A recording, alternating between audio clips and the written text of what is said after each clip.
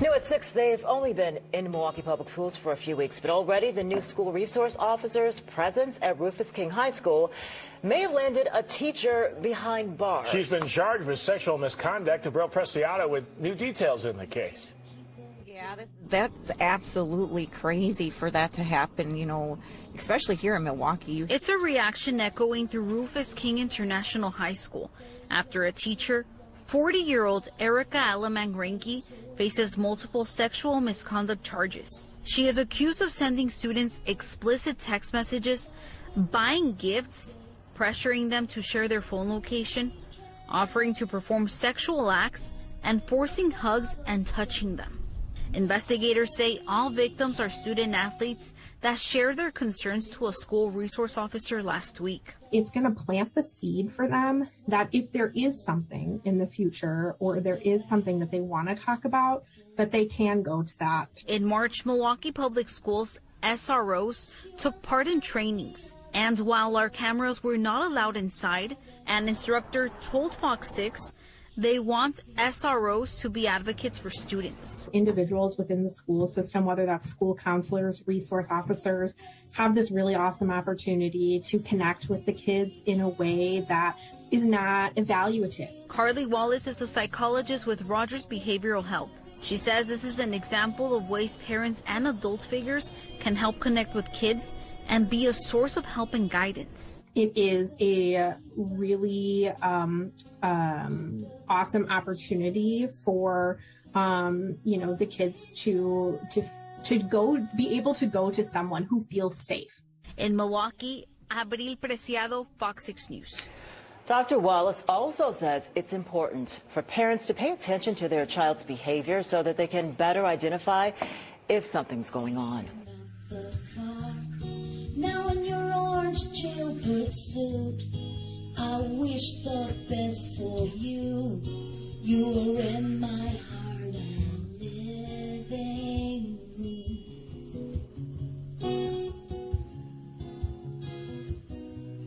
7 years and counting, Mary Kay. All the inmates wanting Mary Kay. Daisies, spin the bottle crazy. Love can be amazing. Mary Kay.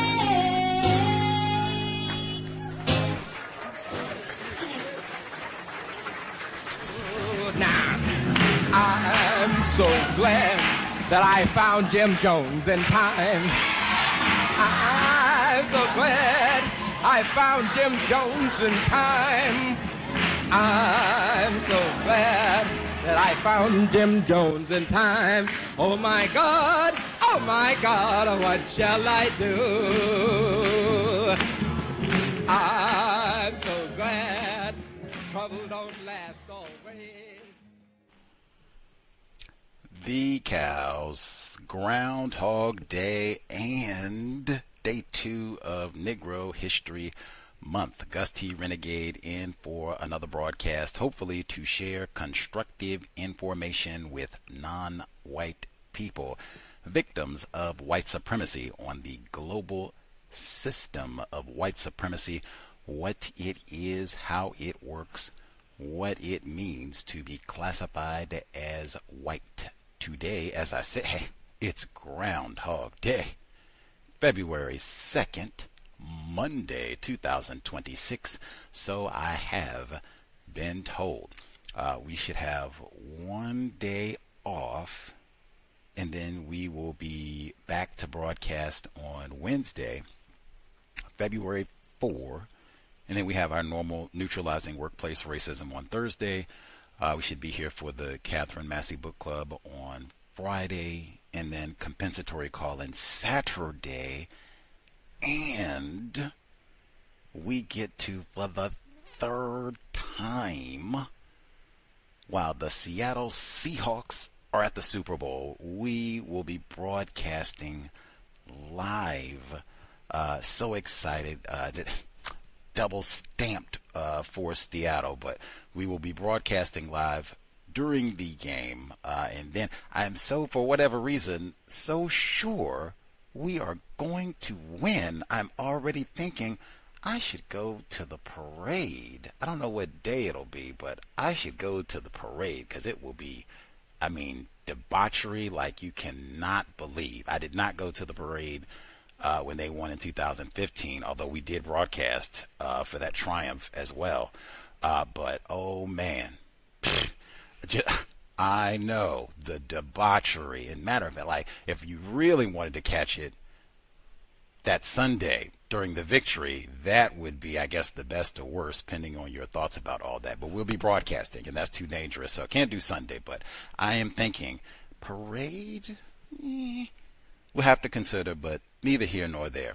Lots of work to do between now and then, but broadcasting every day. They're doing their Super Bowl parties and Super Bowl analyses and all the rest of it. We are on our assignment leading up to the big ball game on Sunday. But every day but tomorrow we will be here. Normal broadcast time for every day, 8 p.m. Eastern, 5 p.m. Pacific. That said, we are double stamped for Seattle today, right? So Seahawks, and leading up to the big game, we get our victory, and we'll be here to broadcast throughout for the program on Sunday evening, live time with the game, keeping up our tradition. And then our intro, we had, we did have the clip from Milwaukee, Wisconsin. Gus T was there for the murder trial of Sade C.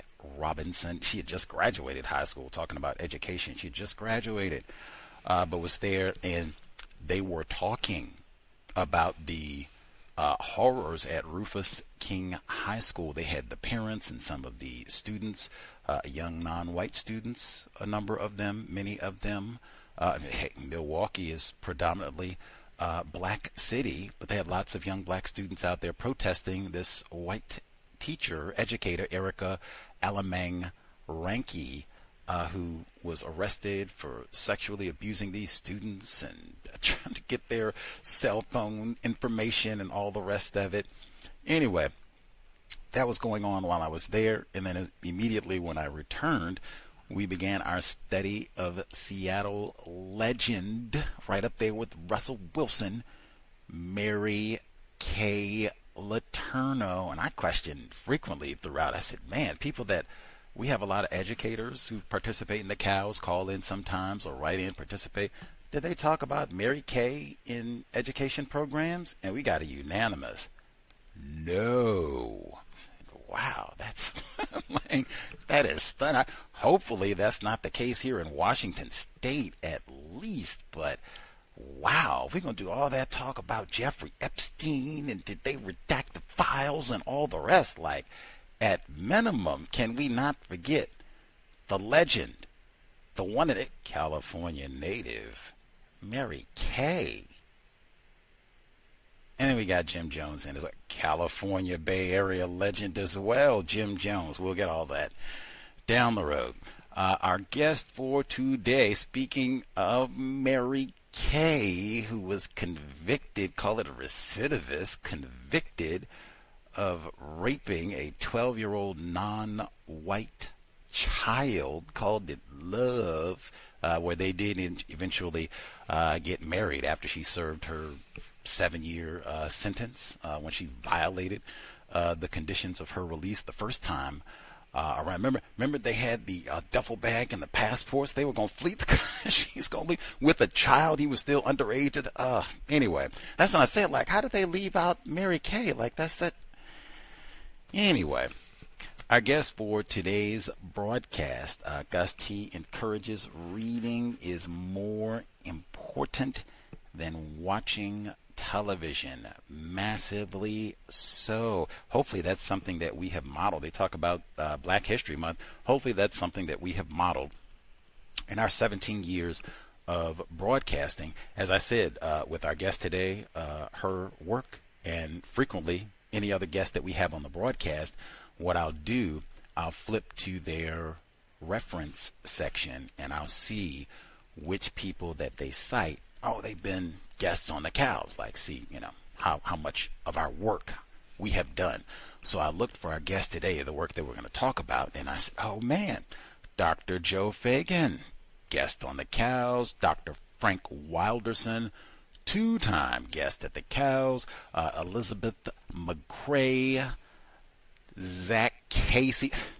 Zach Casey, I met in person in Wisconsin at the White Privilege Conference. Woof, all of that. And so then once I got back safely, thank God, to Seattle, we had Zach Casey as a guest on the broadcast, and he talked about his concept, the impossibility of positive white identity. All that boiled down to not possible to have a white person not be racist. But that was Zach Casey. Jesse Daniels was a guest. That was a part we had an international row for that broadcast. Racism, white supremacy is a global problem. So, but Jesse Daniels, she was a guest on the broadcast, and the late Charles W. Mills. And I even think I might have missed one or two, but I mean, that was enough. Lots of the folks that she cited, as has been the case with a number of our guests. We have done our homework, and we have talked to a lot of folks from around the world about the problem: racist man, racist woman, racist child. And I think we here have done a lot of emphasis on the role of white women in maintaining the system of white supremacy racism. That is exactly what our guest for today, her research addresses. That's what I was so struck. We've had so many guests on the program. Recently, we've had guests on the program, and then throughout our 17-year tenure, we've had a lot of guests, black educators, non-white educators, on the program to talk about either their own experience with white supremacy racism as students, or even just trying to get through that education program, their experience as educators, the whole gambit that we've had on the program. I encourage you to go out why they don't have black male teachers, all of that, school to prison pipeline. And I think one thing we have consistently centered: white women. All of those problems right there in education, white women, because they are so numerous in the area of education, they have got to be at the center at a lot of these problems, if not all, as it relates to white supremacy racism in the classroom. Our guest today authored the report, No One Questions My Presence Here: White Women in Higher Education. Interesting report. Always look forward to talking to white people to try to get to the source of the problem. In addition to authoring the report that we will hopefully get to dig into, learn as much as we can today, our guest is the Director of Community Well-Being at San Francisco's, Jim Jones, San Francisco's the Hamlin School. She is passionate about the inextricable link between holistic health and both anti-bias and anti-racism tenets and understandings. Direct quote, joining us live from the Bay Area, unless I'm mistaken. The Bay Area, or right a little bit south, that is where the Seahawks will triumph, bring back our trophy so we can go to the parade, and I can record all of the debauchery that will be in the streets of downtown Seattle. I don't know when the parade, sometime next week, we'll put it that way. But joining us live from the Bay Area, Dr. Katherine Blaesing. Dr. Blaesing, are you with us? Oops, I hit the wrong button. Let's see if I got it correct here. Hello there. Yes, ma'am. Think I got it correct.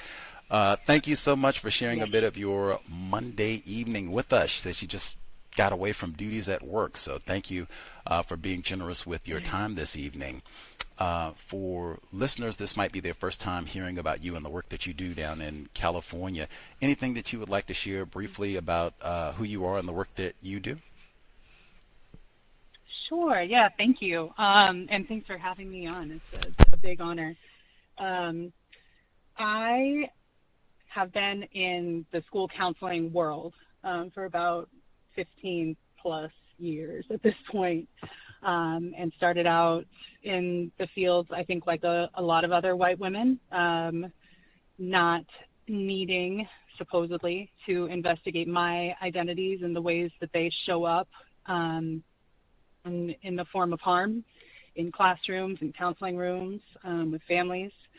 And over time, I'd say about 10 years ago, I was at a school where they had a white anti-racist accountability group.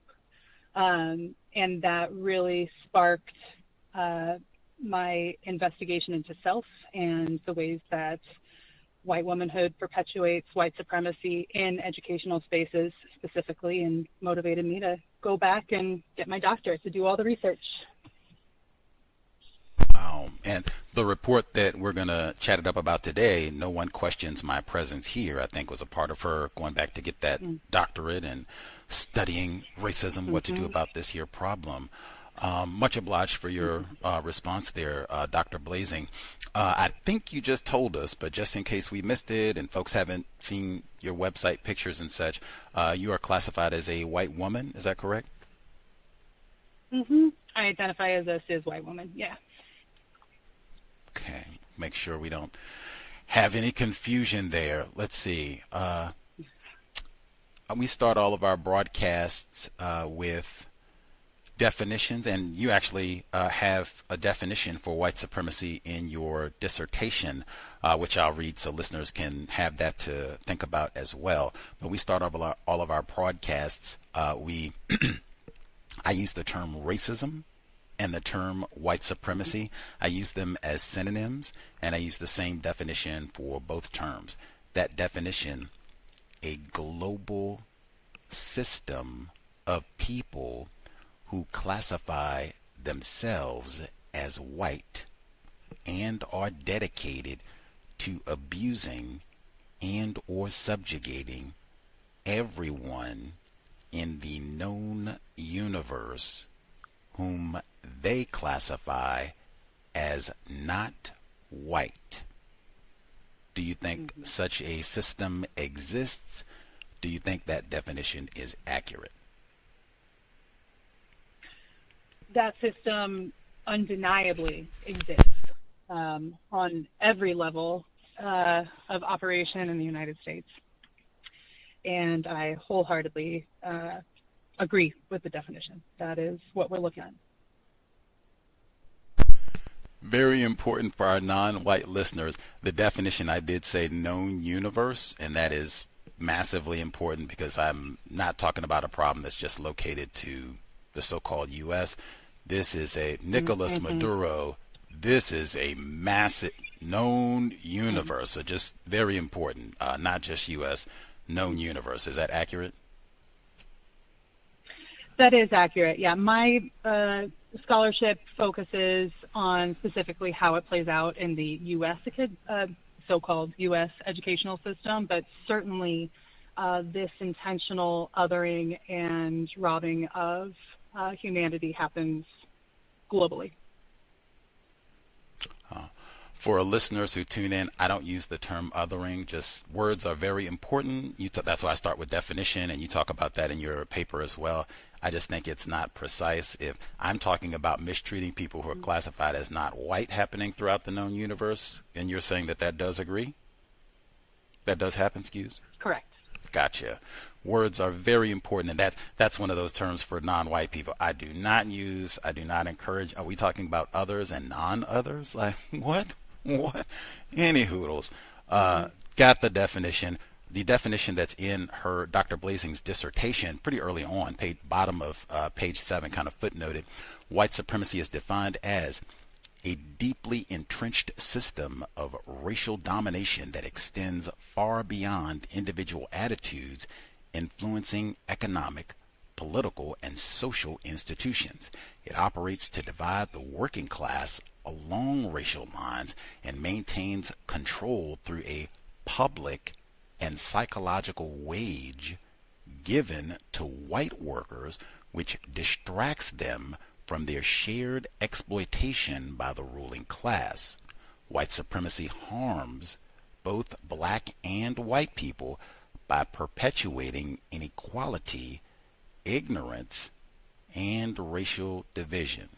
And that's the definition that Dr. Blaesing has at the bottom of page 7, footnoted for white supremacy specifically. Now, I do not think that that's accurate for lots of reasons. It would take lots of time to even dig into, we got that word ignorance and lots of other components. But at any rate, that is the definition, and you can see the difference in that. If anything, that's why I always start and give my definition. Folks are always free. If they don't agree or if it's not accurate, they can share theirs, but at least make sure, because you see, we all don't have the same definition of what we're talking about, and that can cause a lot of problems and people assuming and that sort of thing. So at least we know what everybody's talking about.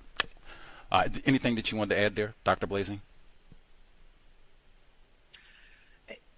Yeah, if we wanted to turn it into a philosophical discussion about that one definition, I'm happy to go there, but I would imagine there are other things that we wanted to address. And if not, we can absolutely pick that one apart. It certainly was one that served my specific investigation in the dissertation. Right on, right on. When, in fact, we can think about some of the differences in our definitions as we kind of discuss. No one questions my presence here. Now that we got the definition, you in the paper, unless I didn't catch correctly, did you grow up in the Bay Area of California, like close to San Francisco? I did. Not in the city itself, but fairly close by. Okay. And so I guess as someone classified as white, growing up in California, did you have contact with were you in an area with a lot of other non-white people? Were you in an area where it was exclusively white people? Like what sort of environment in California? Yeah, I grew up in an area where I was exposed to many cultures, ethnicities, races that were not my own, so not white. I grew up in San Mateo. And San Mateo is a city where we have a large Tongan population, lots of Latinx, Latino, Latine folks represented, and a very large Asian population, which encapsulates a lot, but we'll leave it there. It was a fairly diverse city, and definitely went to school with, hung out with folks that were not exactly like me. Gotcha. Okay. Were there, I didn't hear, was it a low population of people classified as black at the time that you were growing up in San Mateo? Correct. Fascinating. And even more so now. Wow. Fascinating. Okay. Reminded me of Malcolm Harris's work on Palo Alto and the importance of California for the branch. Oh, she did her homework. Anywho, she got that doctorate. Anywho, you wrote to get that doctorate. No one questions my presence here. White women in higher education. What was your purpose for writing this report? Was this, just to fulfill your requirements so you could get that piece of paper, or greater goal intended here? I wanted to expose what I saw, what I played a part in, what I saw the suffering of my friends and colleagues in the program, particularly my Black women friends who suffered as a consequence of the culture that permeated at the intersection of whiteness and womanhood in our courses, in our cohort. And yeah, that inspired me to do this work, and hopefully some folks will read it, specifically white women, is my audience, in the sense that I think often, or at least what I wrote about, can go unexamined pretty easily as a white woman if one chooses to throughout their lifetime. So that was the motivation. Fascinating. And if I heard correctly, you said this was something that was intended for other women classified as white to read and perhaps reflect on, hey, how do I participate? How am I a part of the system of white supremacy in the classroom and with my other non-white colleagues that you said are suffering and such? That was your intent for who you thought was going to be reading this? Correct. I've seen enough throughout my career, throughout my life, of my colleagues, friends who do not identify as white having the burden of education, of explanation placed so explicitly on their shoulders repeatedly that I felt as a white woman that this, my hope was that this contribution would hopefully inspire more white women to take ownership over the learning and growing that needs to happen. Interesting. Okay. I guess before I get to some of the specifics of the report, you said to do your doctoral work where you wrote this dissertation, you deliberately picked a school that centers anti-racism.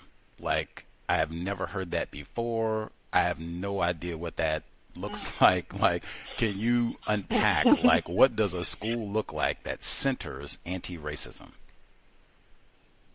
Sure. So I attended American University. It advertises itself as an explicitly anti-racist educational doctoral program. And there are definitely several touch points in the curriculum, in the standard curriculum, that I would consider foundational to anti-racist understandings. But I'm not sure a program can call itself anti-racist in the context of being a private university, American university, and achieve that goal. But that is definitely how they're set up and advertise themselves.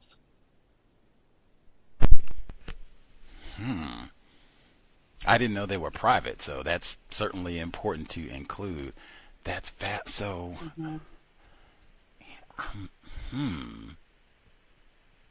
not that you're.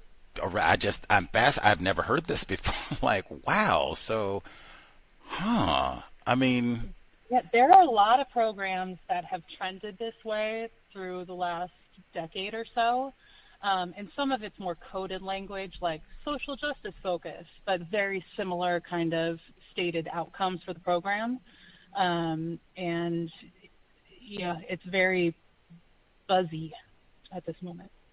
Fascinating. That's, Did they do anything to, like, hey, we're going to make sure that it's not just a lot of people classified as white coming in and being a part of the program? Like, we have lots of non-white people, lots of certainly if it's going to be related to teaching, like, we got to do something to make sure we get lots of black dudes in here since we don't have any black male teachers. Like, is that a part of their anti-racism commitment? It is. It is.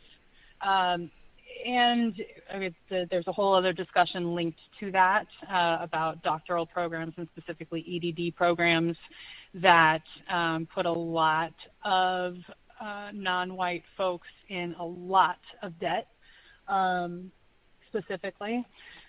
So many layers there to unpack. But yes, my cohort, there were approximately 24 people at the beginning of the program. And the vast majority of those folks were non-white. Did hear that D word for debt, so that's probably lots to unpack there as well. Heard that before, where you do all that to get that piece of paper and then...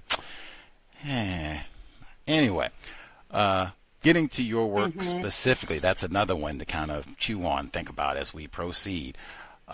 Getting to this report specifically, found so many aspects of it fascinating. Hopefully we can I can read some of the snippets of it and get you to share a little bit more insight with our listeners.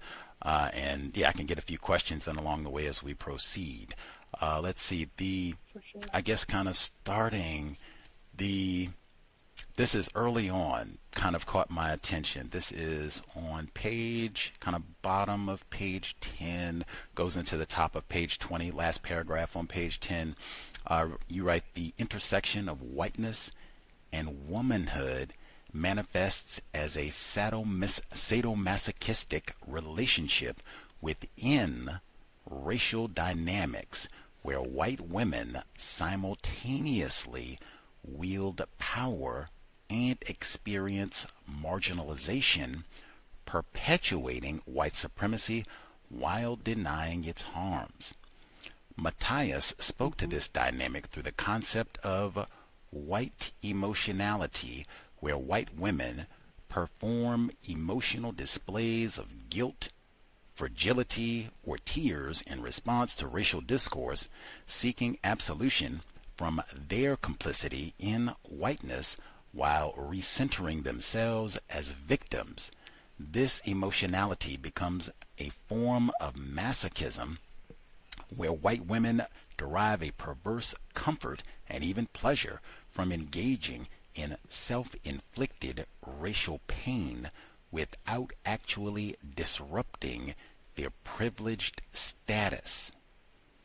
Now, this one caught my attention for many reasons. Wow, it seems like even lots to unpack. I guess if I would go slow to try to unpack components of this, the performance of emotional displays of guilt, like, does this happen in the class? Because I'm keeping in mind this is a classroom context. Now, I've seen this sometimes that pops up in discussions of racism if a white person happens to be there, but in the discussion of like an education and classroom program, you yourself, have you had a performance of guilt in an education setting?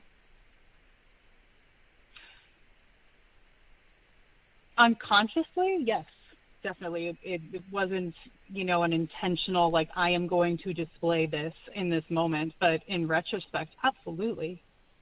Absolutely. Can you? I think. Go ahead. I was just going to ask if you could share one, but if you had more.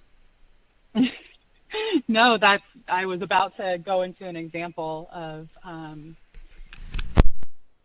a performative moment that just displays this, I think, pretty explicitly. This was early on in my career, in a meeting with a few colleagues. Our librarian at the time was a Black woman, sitting there describing racial harm that had been done to her. And this is like lunchtime kind of conversation, right? And I hear this and enter into this over amplified, this is so wrong, I am so woke, just bringing attention to the harm that was done to this person, but like in this super performative way, where it made my friend uncomfortable, drawing attention to it, first of all, more so than she intended to or wanted to, and assuming more emotionality than she felt experienced related to this event. So that's just something small that comes to mind immediately, but certainly there are many more examples, and there were several throughout my time in the graduate program. Wow, just several. Were the others, were they conscious, unconscious, little of both? I'd say a little of both. There were a couple times where folks were incredibly conscious and owned it and named it, and we were able to work through that dynamic as a group. But I would say the majority of times it was folks trying to be aware and missing the mark. Or I meant you specifically. Did you have other times where you specifically had these performances of guilt? Sure. The initial kind of opening sequence of my dissertation speaks to one for sure. In a discussion around I'm forgetting what the initial discussion even was. But our program was a hybrid program. The majority of our classes were online. Part of our participation could be in the chat. And in that chat, I had put something along the lines of, we were talking about white supremacy and how it plays out, and I was speaking to white supremacy being dependent on essentially the conditioning of minds. And it got to this place where several classmates were very offended, understandably.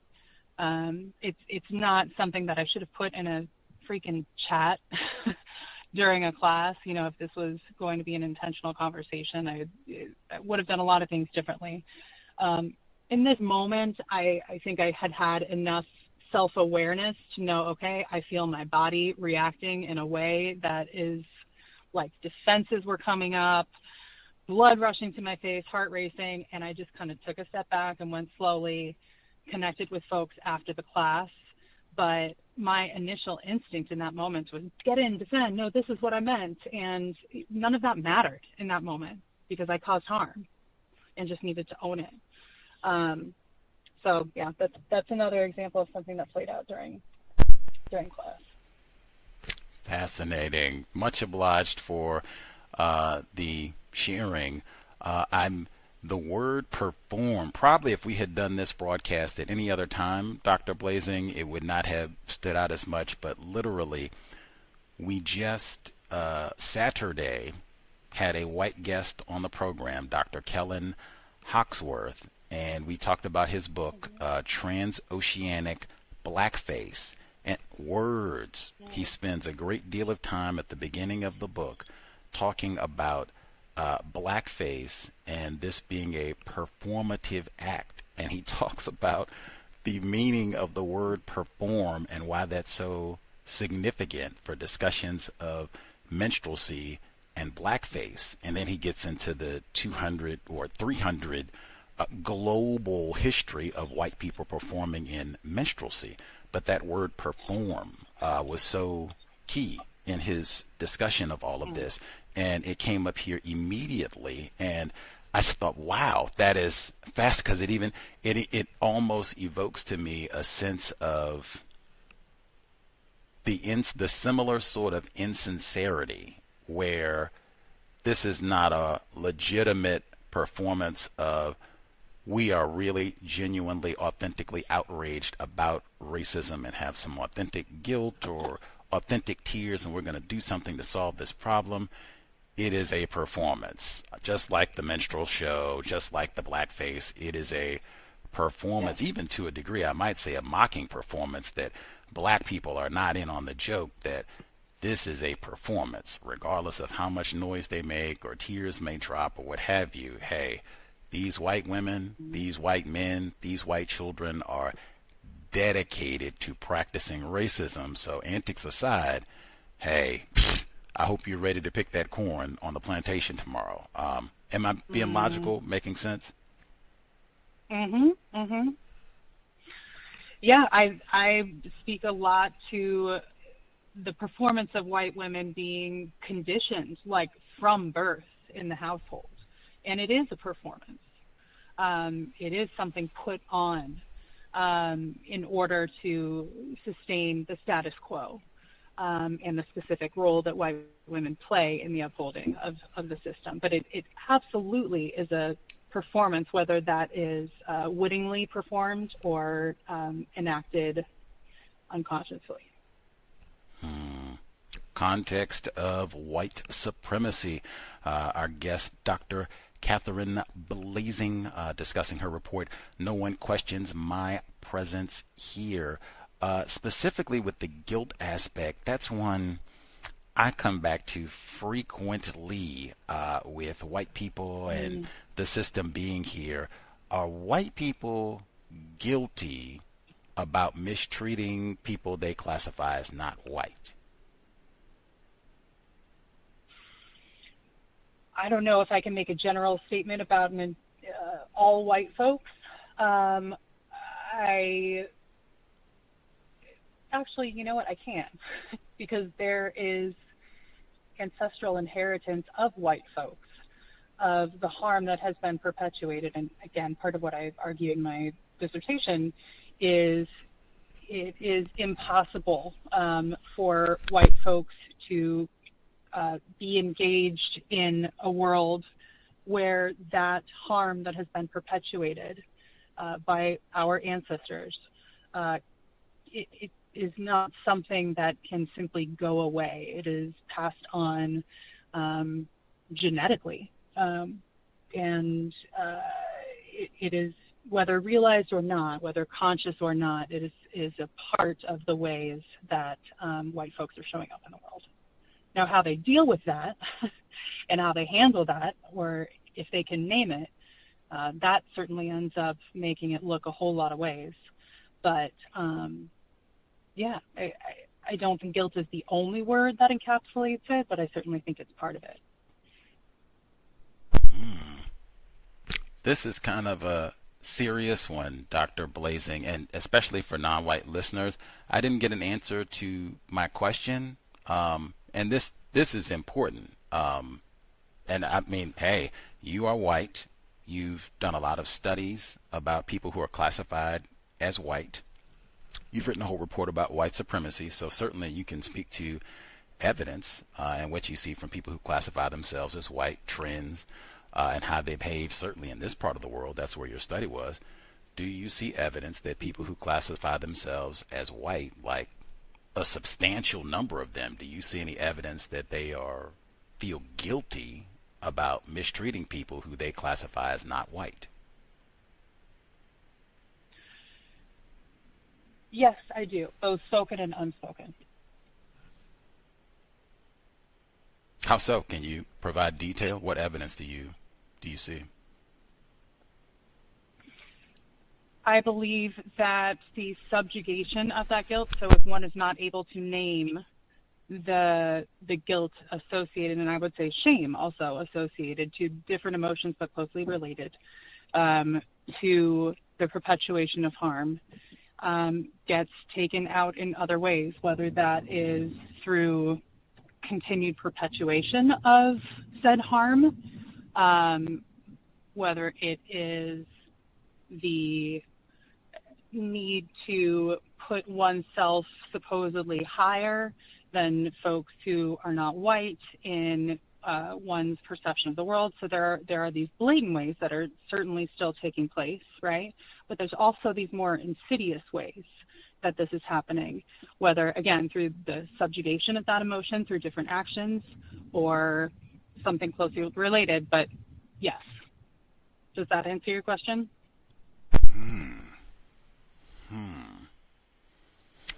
Well, you did say yes, so we did get, thank you that time, we did get an answer, I'm following logic. Like I said, we did just have Dr. Hawksworth speak with us on Saturday, and he did research on 300 years of global white people mocking black people. And all sorts of, all over the world. In fact, black people say, well, we don't want to be slaves no more. And they do a minstrel song about that.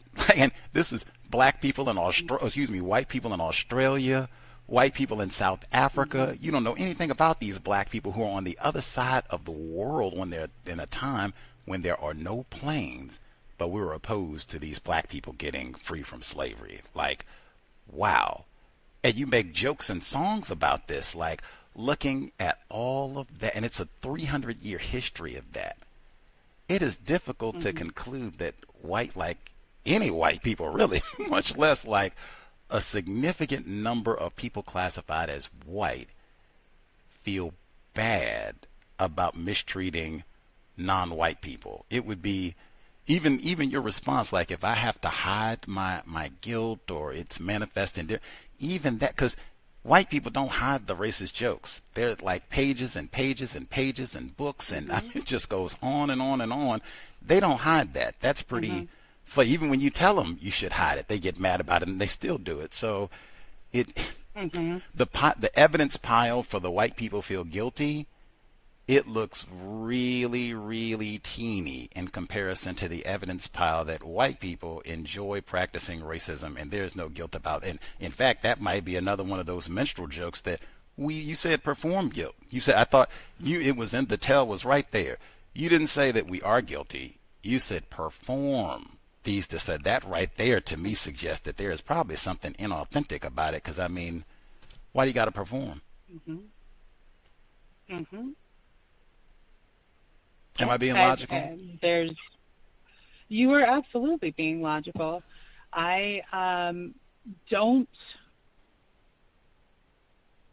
Let me back up 1 second.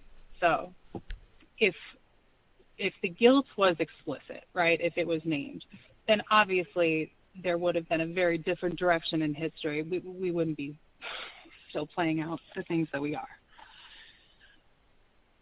I talk about white folks throughout history and in many different contexts, trying to think about the ways that they have been exposed to the dehumanization of black folks throughout time. And I cannot imagine that these atrocities going nowhere, right? So I'm not saying it's a conscious guilt, oh my gosh, we're doing these wrong things, what should we do better? No, like they have been served by that subjugation. They've been served by the dehumanization of black folks in many ways. And so I'm not saying that the guilt overrides any kind of, number one, supposed benefit, an actual benefit that exists. But there absolutely, I have to believe that humans dehumanizing other humans has an effect on the subjugator, the person committing the atrocities. That sounds like it could be rhetoric or wishful thinking.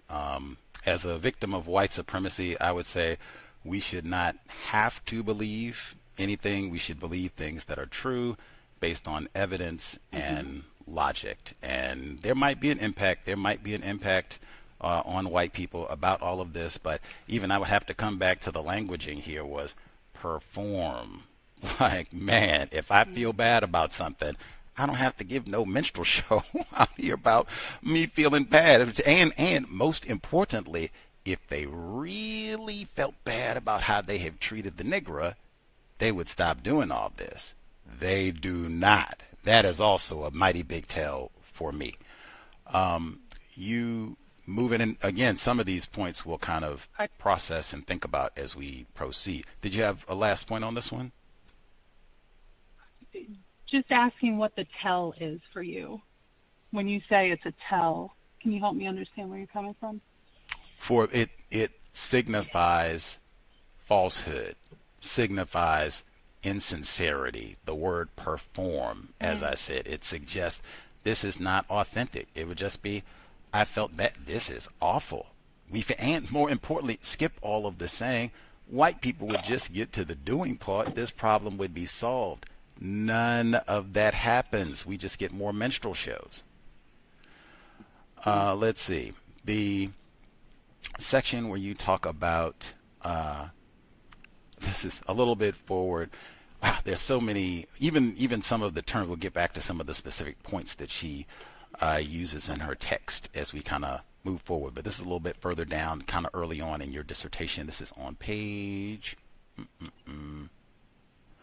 bottom of page, what is that, 10, bottom of page 10, you write the intersection of whiteness and womanhood manifests as a sadomasochistic, that's 2 times we've heard that term, relationship within racial dynamics where white women simultaneously wield power and experience marginalization, perpetuating white supremacy while denying its harms. Matthias spoke to this concept, this dynamic through the... wait a minute, making sure I didn't... Okay, that's the one I already read. See, it's so much. I want to back up to the beginning of that, the part about marginalization, because I did have that double highlighted for a reason. You said that white women simultaneously wield power and experience marginalization. I certainly got the power part for sure in the classroom and even in the grad program component of it. The marginalization, you as a white woman, now as a white woman with a doctorate, how do you experience so-called marginalization? Not much, just to name it. I think more so the point I'm making around marginalization is how white women have been employed in the upholding of white supremacy vis-a-vis the proximity to what one might call the kind of ultimate power, the ultimate positioning. And in that proximity to power, so there's still, marginalization layers.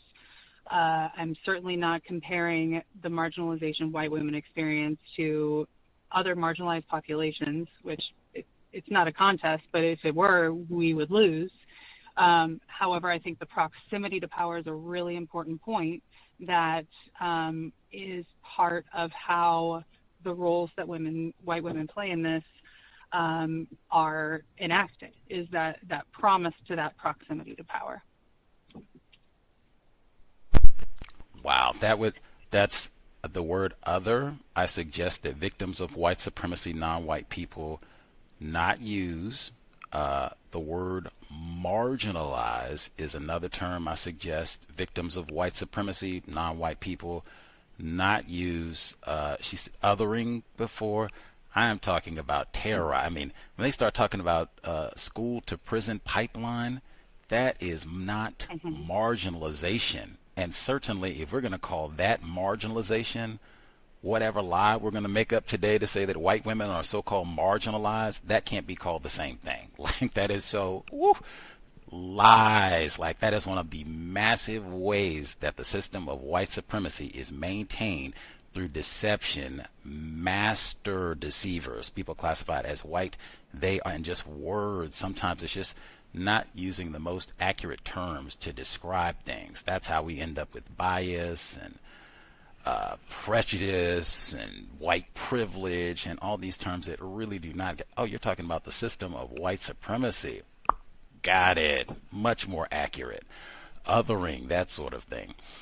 One of the terms that also stood out massively in this report, even though that shouldn't be minimized, that's suggesting that white women are victims, even suggesting that white women are not powerful, that the power is white men. Oh my God, like that is one of the greatest we're talking to someone, don't you have a doctorate? Didn't you say that? Do you have a doctorate, Dr. Blaesing? I don't, so I'm trying to understand why I'm on this program, and if it's to pick apart my dissertation, that is wildly acceptable. I appreciate the feedback, but that's not what I was prepared to speak about. And if you would like to have the opportunity to pick apart my dissertation, that's perfectly fine. It's up for speculation, but I don't know if I need to be present to that right now. What, I guess wait a minute, because I said I wanted to talk about your dissertation, which that's exactly what we're doing, but what did you think we were going to talk about, so I can just see if we're not doing that? What did you think we were going to talk about? I thought we were going to, first of all, I didn't know that certain words were off limits, so that's helpful to know. And, it's on me. I feel unprepared for this conversation. It's not the conversation I thought we were going to have, and that's okay. Okay, but the question was, what conversation did you think we were going to have? I didn't think we were going to be getting this much into semantics. And again, that is your show, it's your prerogative, and I should have come more prepared or asked for any kind of questions up front to even have looked at my dissertation again. And yeah, that's on me. Oh, okay. Well, and I do want to point out, I think I said it explicitly, that victims of white supremacy, I suggest that they not use the term other, marginalized. You are classified as white. We got that at the very beginning, correct? That's correct. So these suggestions about terms, I am not talking to you, and I made that explicitly. So that's not concerned. You can say whatever you like. Use whatever terms you like. I've not, put any restrictions on how you speak today. In terms of we're talking about your dissertation, and you even included that in your dissertation, unless I misread, that people like yourself, classified as white, they should be open to feedback from non-white people.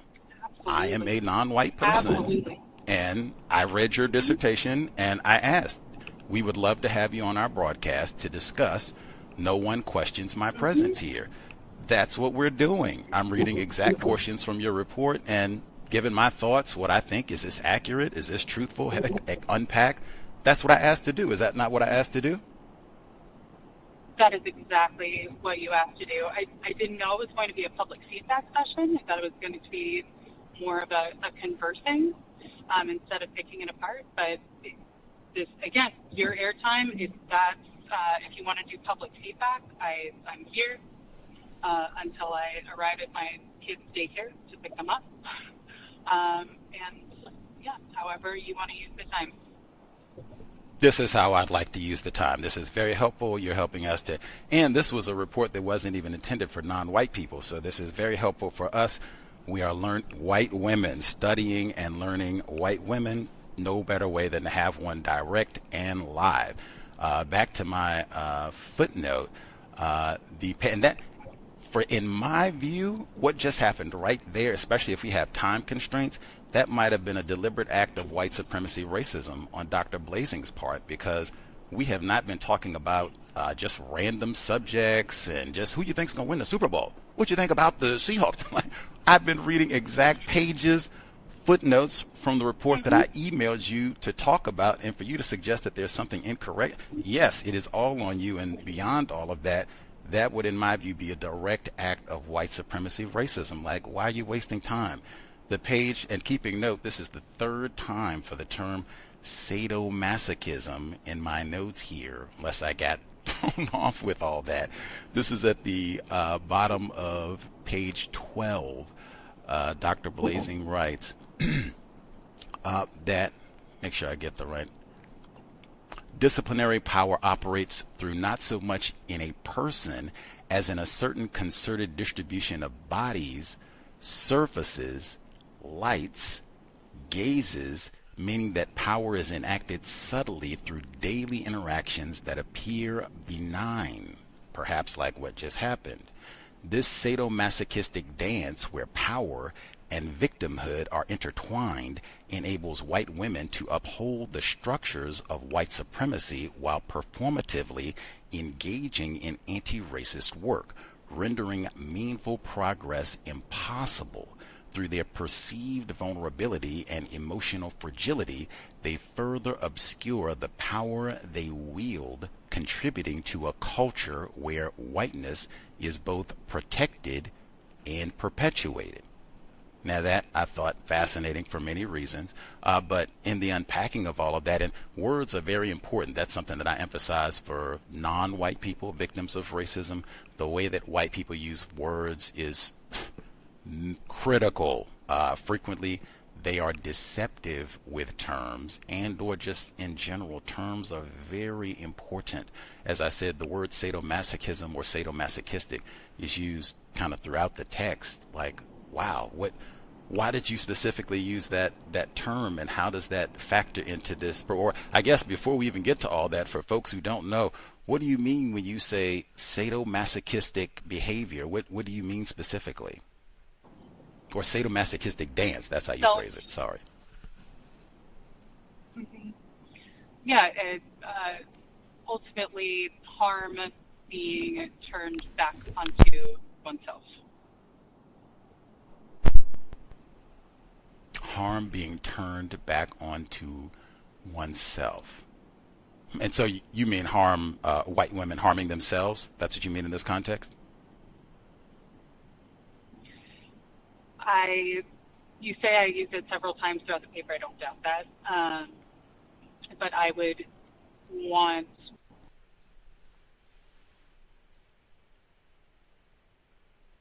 a paragraph or portion. I think your volume might have dropped out for like a hot second there. Could you repeat your response there for a second? I just heard paragraph. Oh, apologies. I am wondering if you can, as you said, there's quite a few times that I use that term, so I would want to know which paragraph or portion, so I'm fully acknowledging the context to be able to talk with you further about it.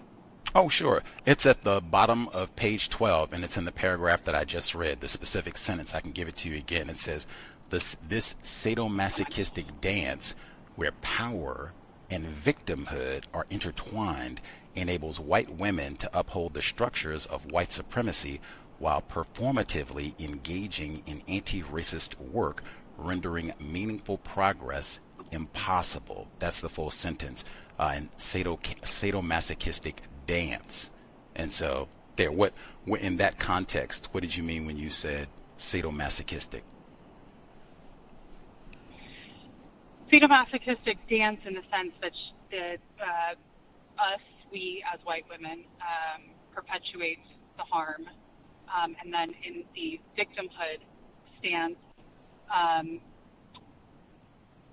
cycle it back through us, whether the harm is actual, right, like objectively actual, is incredibly the argument, but the perception or enactment of that by white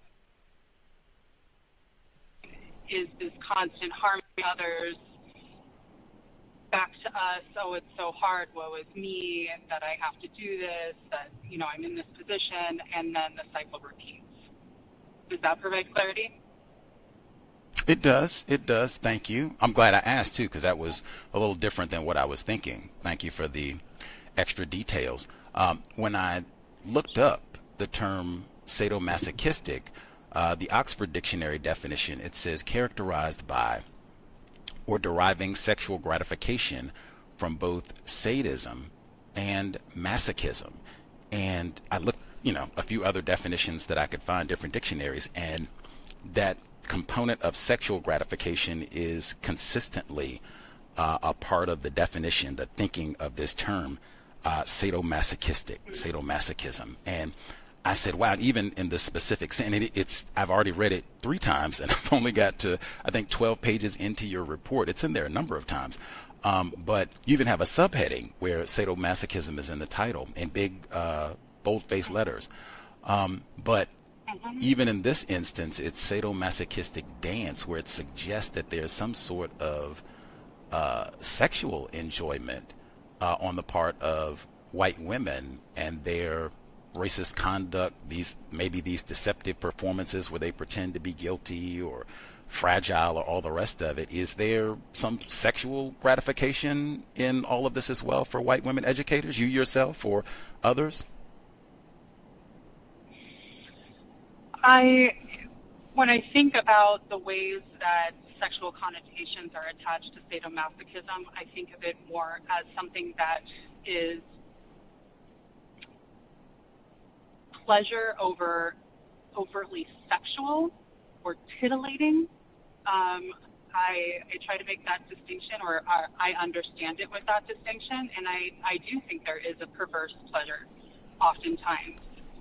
Again, consciously or unconsciously, it's present in the participation in sadomasochism and the dynamics that white women, myself included, have surrounded themselves with. Did you say straddled themselves with? Making sure I heard correctly. Surrounded. Okay. That's why I asked you. Clarity is important. Clarity is important. Woo! Man, it surrounded. Sure is. Yeah, that would be a more explicit sexual moment, but we're not talking that. Amen. I'm thinking of it more in, I truly believe that there is a pleasure in the enactment that white women, again, myself included, not speaking in the external here, need to perpetually investigate because it's rampant.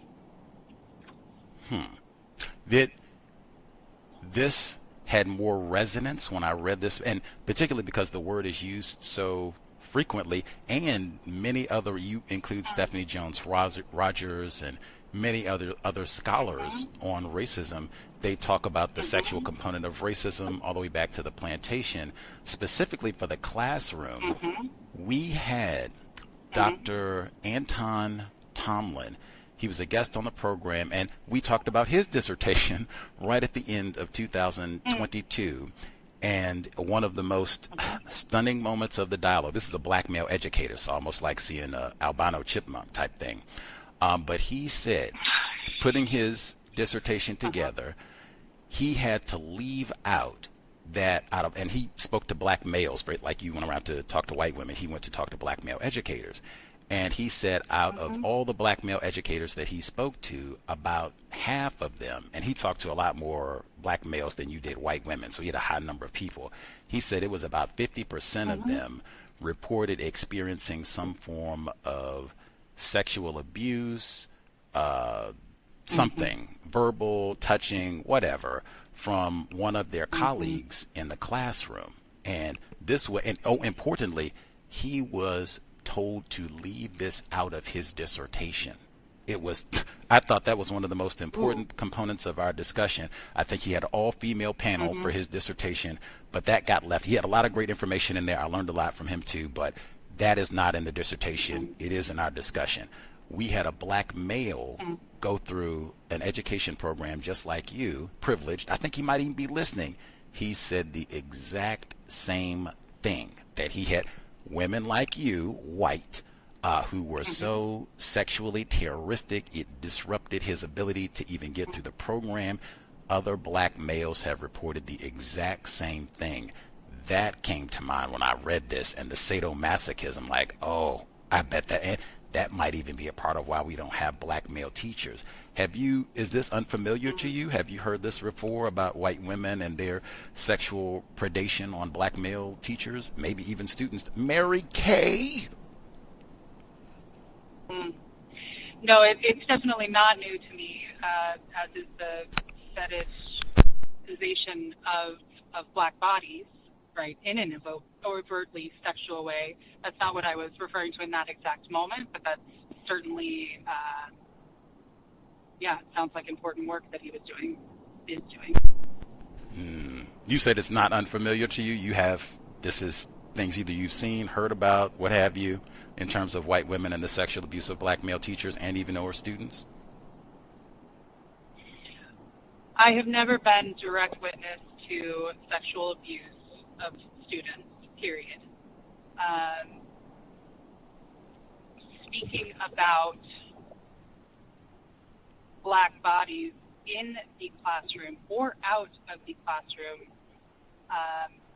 I am very much aware that it can take on a different tone, again, in the vein of dehumanization, and not just that, but additionally, black bodies as sexual vehicles. This is, it's well documented.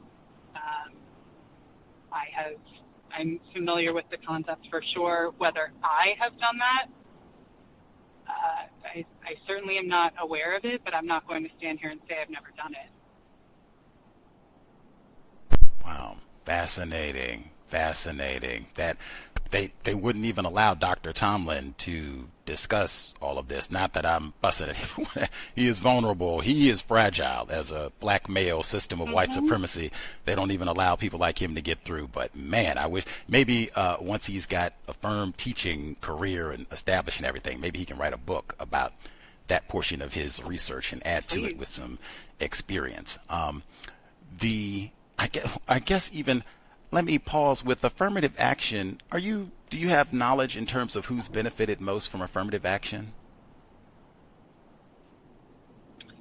I would imagine it's white women. Yes, lots of research to support. It would be people like you who've benefited most. And that's one I'm always, or I guess I can't say stunned at this point, but that is a massive act of white supremacy when affirmative action is discussed and it's not targeted at or addressing individuals like our guest, Dr. Blaesing. It's always focused on black people, non-white people. These should be the folks, the poster children, if you will, for affirmative action right here, but it's never discussed that way at all. You and your work as well, you discuss your influence, some of the work you cited in terms of feminism, black feminism specifically, Bell Hooks and Kimberly Crenshaw, many others in your research to kind of form some of your opinions. Did you study any black misandry scholarship to inform your opinions or your research? I'm sorry, you cut out there. Can you repeat the question? Yes, ma'am. I said you cite a number of black feminist scholars in your work, Bell Hooks, lots of others. Did you cite, reference any scholarship on black misandry in putting your thinking together this report?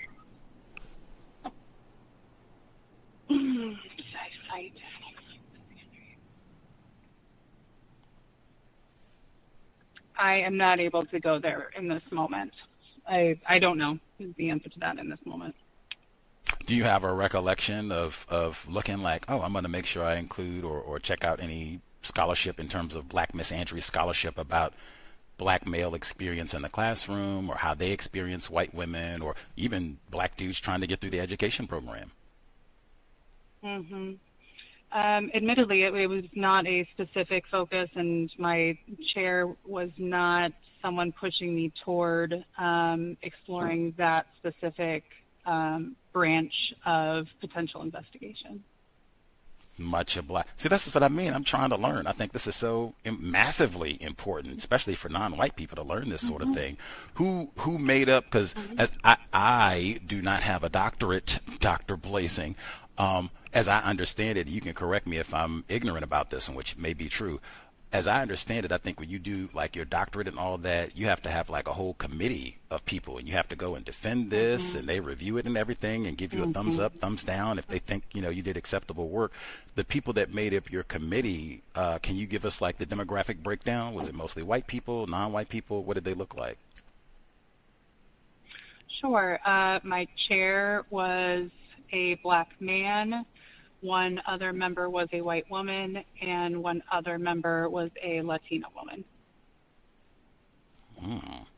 That last one is with the you said Latina woman. Do you think she would be accepted as white or non-white person? She does not legibly look white. Now, if we're getting into like colorism and proximity to whiteness, that's a discussion for sure, but she definitely presents as Latina. Okay, so you don't think she would be accepted as a non-white person if you just saw her, not getting any details, not getting how she self-identifies, just typical white person saw her, they would not accept her as white, you think? Correct. Okay. So we got one black male, one white female, and then I guess there's two non-white people, so it'd be accurate. It would be two non-white people and one white person. That was the chair for your dissertation committee? The chair, the person who leads the investigation and guides the research, was the black man that I identified, and the two other committee members that show up when you're at a certain juncture in the process were the two women. Okay. That's interesting. Even having a black dude there, and she didn't get pushed to study black misandry. I would say within the last 10 years, and just because of some of the guests that we've had on but what I just said, Dr. Tomlin, that's one, there has been some really amazing scholarship in terms of black misandry, because hey, one of the main targets of white women, folks like Dr. Blaesing, over the years has been black males, both the students and the aspiring teachers trying to get through those programs. And there's been some amazing research talking about black misandry and the ways that white women undermine black males from kindergarten. Check the archives for some Dr. Antoine Tomlin. Fascinating. Just wow. And many others in there too. We'll talk about that later. the term that word again, performative, it pops up so many times in your dissertation, Dr. Blair. And again, the timing, if we had not had Dr. Hawksworth with us 2 days ago, so I was very sensitive to that word, it probably wouldn't have mattered as much to me. What do you mean when you say performative allyship? Performative allyship, meaning that one is putting it out into the universe to be seen, to be taken in, to be consumed by a consumer. Wanting to be noticed, wanting to be seen in this specific action.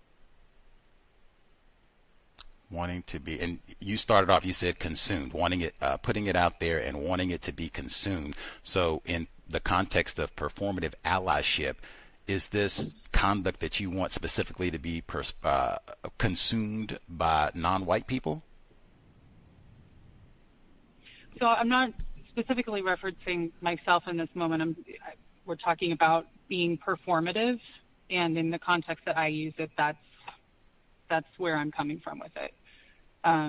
Being performative, to me, indicates that it is out there to be taken in, right? If there's no audience, then there's no point to the performance. Right, and the question I'm asking is this to be taken, is it supposed to be non-white people who are the ones that are supposed to be taking in this performance of so-called allyship by white women? Both and.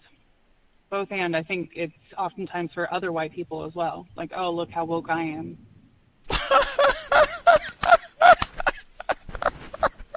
I can't.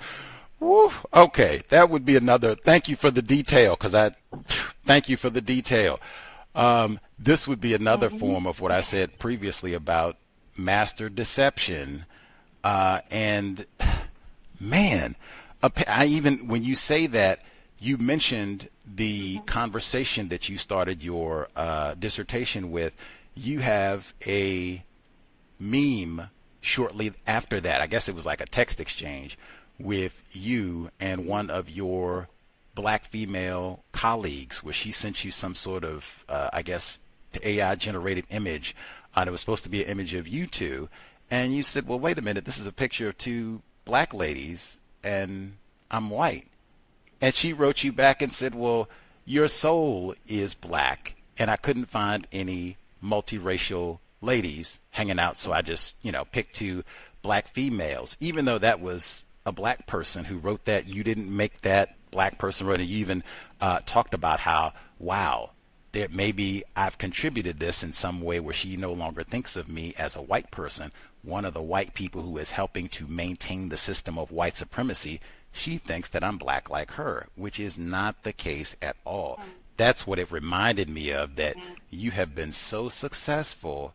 You have tricked some of these black people. They send it. I'm so glad you included the meme, but that making the point, you have totally tricked them. Am I connecting things in a logical manner?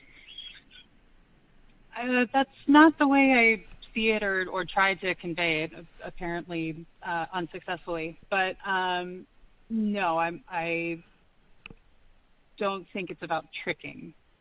I think it's about the sad fact that if there's a white person who shows up in a particular way, that at least in my experience in this cohort, in this program, you can't be white and be like this person fighting for certain things or standing up for certain things. Those two things do not equate. Being what two things do not equate in this program, your grad program? A white person showing up in a certain way and not attributing those behaviors to whiteness or to being a stereotypical white person. I see. That performative, you said, when I said this performative allyship, to me, it suggests tricking the non-white person. You said, some of this is about the white person as well. To me, even when I'm reading what you wrote, this is at the bottom of 24, it goes to 25. You write, This obscurification manifests in behaviors like white emotionality or performative allyship, where white women may express support for racial justice while avoiding the deep introspection and systemic dismantling required to address their complicity in racial harm. It goes on, there's more important, but even in fact we got two there because of the obscurification. That also to me suggests we are doing something deliberate to conceal. You think we're using your term, we woke. You got not all white people racist. You got some allies, when that isn't the case at all. That same thing I said before. We're not guilty, and what you said, we're going to avoid the deep introspection and systemic dismantling required to address our harm, talking about you, in racial harm. That's to me, that's, you've been tricked, you've been had, you've been bamboozled, run amok, led astray. Am I not being logical here? We are talking about a lot here. I don't relate that exact phenomena to the introductory story. There's certainly elements. I'm not trying to evade responsibility. I certainly have been guilty of those performative actions before. And my hope, my desire, is to continue to be an introspective human, thinking about taking action on the ways that I am complicit in these systems. The black female who texted you all of that, do you think she suspects you of being a racist? I think she thinks all white people are racist. Actually, I know that. She will tell you wholeheartedly. She would be a great person to have on your program. She thinks all white people. Has she said that? Like you said, I know. Has she said that to you? I think all white people. Oh, okay. Do you think is she accurate? I think that white folks, again, are indoctrinated in very intentional ways into enacting white supremacy, and the basis of that is to be socially conditioned into racism. Fascinating. That is, I have a hard, that's another one, man. I'm so glad you included the image, like, man, but it's hard for me, like, that's another one. Same thing I said with the guilt, like evidence. If I have a black person who says all white people are racist, even you, all of them, okay. Other hand, I send the image, this is us. I got a little AI image and we're hanging out doing our thing, sitting on the porch together. And you, hey, this is two black people. I'm not black. And her response is not, all white people are racist. Her response is, your soul is black. That to me does not sound like she thinks that you are racist. That to me sounds, am I being logical? Am I talking crazy, Dr. Blaesing? You know, there's a lot of nuance in that relationship, and when she says all white people are racist, it's not coming from a place like of hate. It's coming from a place of fact. Oh, for sure. I didn't think that, I've never met or even imagined or dreamed of somebody classified as black who hates white people. Like, if such a person exists, I would love to interview them, but I don't think such a person exists, to my knowledge. But yeah, it sounded like she was just same thing that I'm trying to do, be evidence-based, think about this, make logical decisions. That's what I interpreted. But then the meme just doesn't seem, I could be talking totally wacky. It's in the dissertation. People can see it.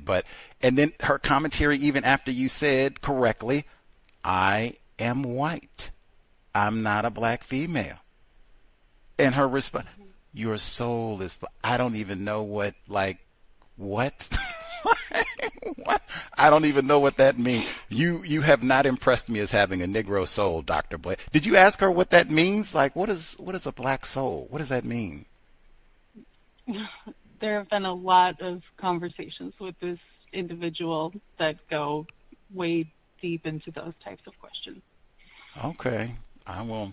One of our folks dialed in. They had a question they wanted to get in while we have you.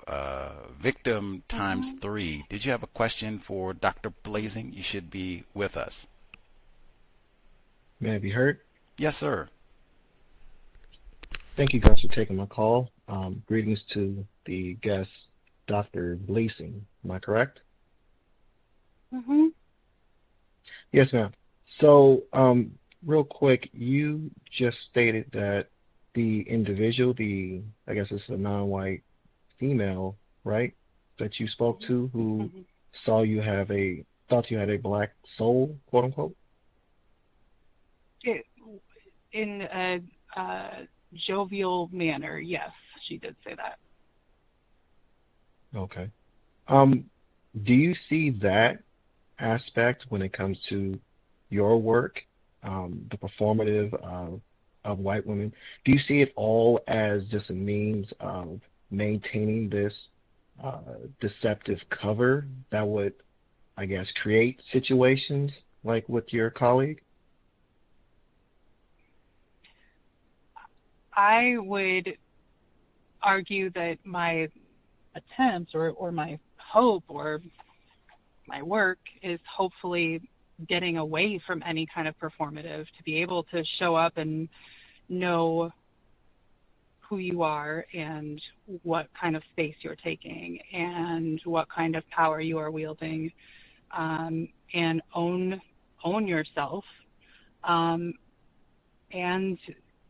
try to make connections on an authentic level, get away from the performance aspect. Okay. This will be my final question, Gus.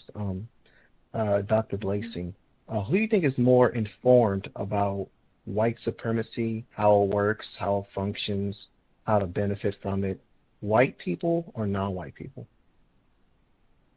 Non-white people. And why so? Because you don't ask a fish about the water. I think unless you have been an incredibly intentional, introspective white person along the way, and even then, you don't have to look at it. You don't have to be faced with it on a daily basis. You can choose to.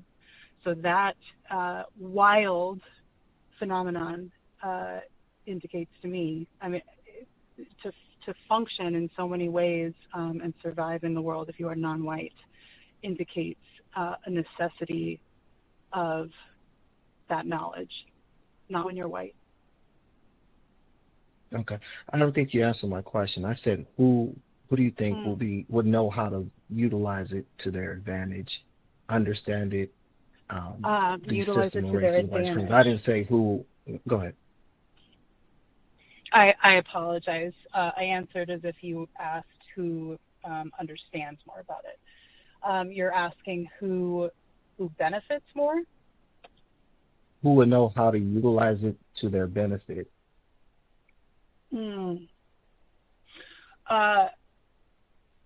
White folks, I don't think that they would name it as such, but there are very sophisticated mechanisms employed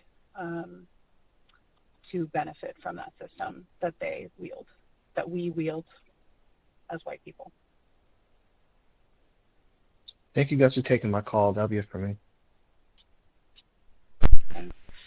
And Gus, I have to interject, and I apologize. Again, this is on me. I should have gotten time parameters prior to our phone call, but I do have to pick up my children, the reality of that. I'm happy to re-engage if that's something that you would ever want, but I do need to check out. Oh, for sure. I was looking at the Mission District in San Francisco because I've been down there. I wanted to hear about your time with the black boys and what, because it seemed like that kind of got short shrift in the report. So yes, we will have to reconnect to dig in further into the report. So yes, we will have to do that down the road for sure. Thank you for sharing some time. That, hey, white mothers, critical to the system of white supremacy racism. Can't have a system without white mommies. But yes, we have been chatting it up.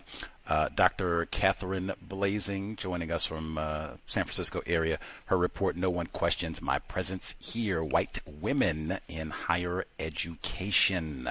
Much obliged for sharing a bit of your Monday evening with us. And yes, we will have to do it up again, and San Francisco and those black boys for part 2. Thank you for the time and for the accountability. I appreciate you. Much obliged, Dr. Blaesing. Thank you. Her report again, No One Questions My Presence Here, White Women in Higher Education. Thank you, Dr. Blaesing. Woo. Take care. Yes, ma'am. We will be here on Wednesday. Get one day off this week. Be here on Wednesday. I guess Sunday, if that counts, depending on how you count your beginning of the week. So I guess we got 2 days off since we didn't have to be here Sunday. Tuesday, Sunday, but we'll be back on Wednesday, same time, 8 p.m. Eastern, 5 p.m. Pacific.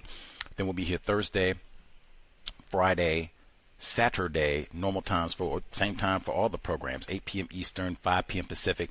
Now we will be here on Sunday for the big ball game. I'm trying to tinker to see, because I think the game starts at 3:30. I think it always starts at 3 or 6:30 Eastern, 3:30 Pacific. I think I have to double check, but I think it's pretty much locked at this point. So we might be on a little bit earlier, but we'll definitely be here once the normal 8 p.m. Eastern, 5 p.m. Pacific time zone time slot hits. Even though if Seattle wins, since I really do not want to go to the danger zone of downtown if they win and act a fool, because I do remember that from 2014, and I suspect that would be really out of, like, President Trump see that, they'll have ICE here by Tuesday. But the parade, one of them I have to think about. But either way, definite broadcast for Sunday, live time with the game. And then, we'll have to see about the parade. We'll have to see. But anyway, more important things than white ball games. We'll take a quick commercial break, and then we'll be right back, give some of my thoughts, what we heard from our guest, Dr. Blaesing. Some things that we did not get to. The importance of words. Words are so important. I cannot say that enough. Man, if folks do not get anything else from listening to the cows, words are critically important. We will be right back. And from the late 1960s, after the death of Martin Luther King and the riots and the upheavals and all like this, and black people with their fists in there and all like that, and trying to stumble and fumble and find their way and get focus, the white supremacists made a blueprint and put it into action. And that is, I'm going to have these people so confused, they don't even know what they started out to do. And by the late 1970s, they had just about completed it. And we've been on that ever since. And you mentioned something very important. They are more comfortable than ever. But see, it's like making gorillas comfortable in a cage, or monkeys, or pandas. You still got them in a cage, but they're comfortable. See, so give him some bling bling. It's like giving an animal a brand new car and training the animal to ride up and down the street in it. And then you stand back and point at the animal. Like one white man said in the late 1950s. He said he doesn't care what kind of car a Negro has. He said he's still a nigger. And when he rides by in a shiny car, to him, it's just a monkey in a car. white people built a car, put a monkey in it, trained the monkey to drive the car, so now you're looking at a monkey in a car. See, but black people don't see themselves that way. But this is how the white supremacists see us, and they are the ones who run our business. And we have to know that when they look at us, that's what they see. That's what they see. That's what they see. And at a subliminal level, what they see begins to spill over into our brains so that we, at a subliminal level, see each other that way. And indirectly see ourselves that way. Context of White Supremacy. I was going to ask her if Mary Kay is in the teaching curriculum. Do they teach about old Mary Kay and keep your paws off of students and what to look out for if they look like they're staying till 11 p.m. with the students? Like, hey, that ain't cool. Ain't supposed to do that. Hey, report that, man. Mandatory reporter. Don't be allowing that sort of stuff to go on. Snitch, man. Snitch. Protect Veely. Get to that next time around. Again, we should be here on Wednesday, 8 p.m. Eastern, 5 p.m. Pacific. Looking forward to it. Invest. If you think the C.O.W.S is constructive, hit the blog racism-notes.blogspot.com.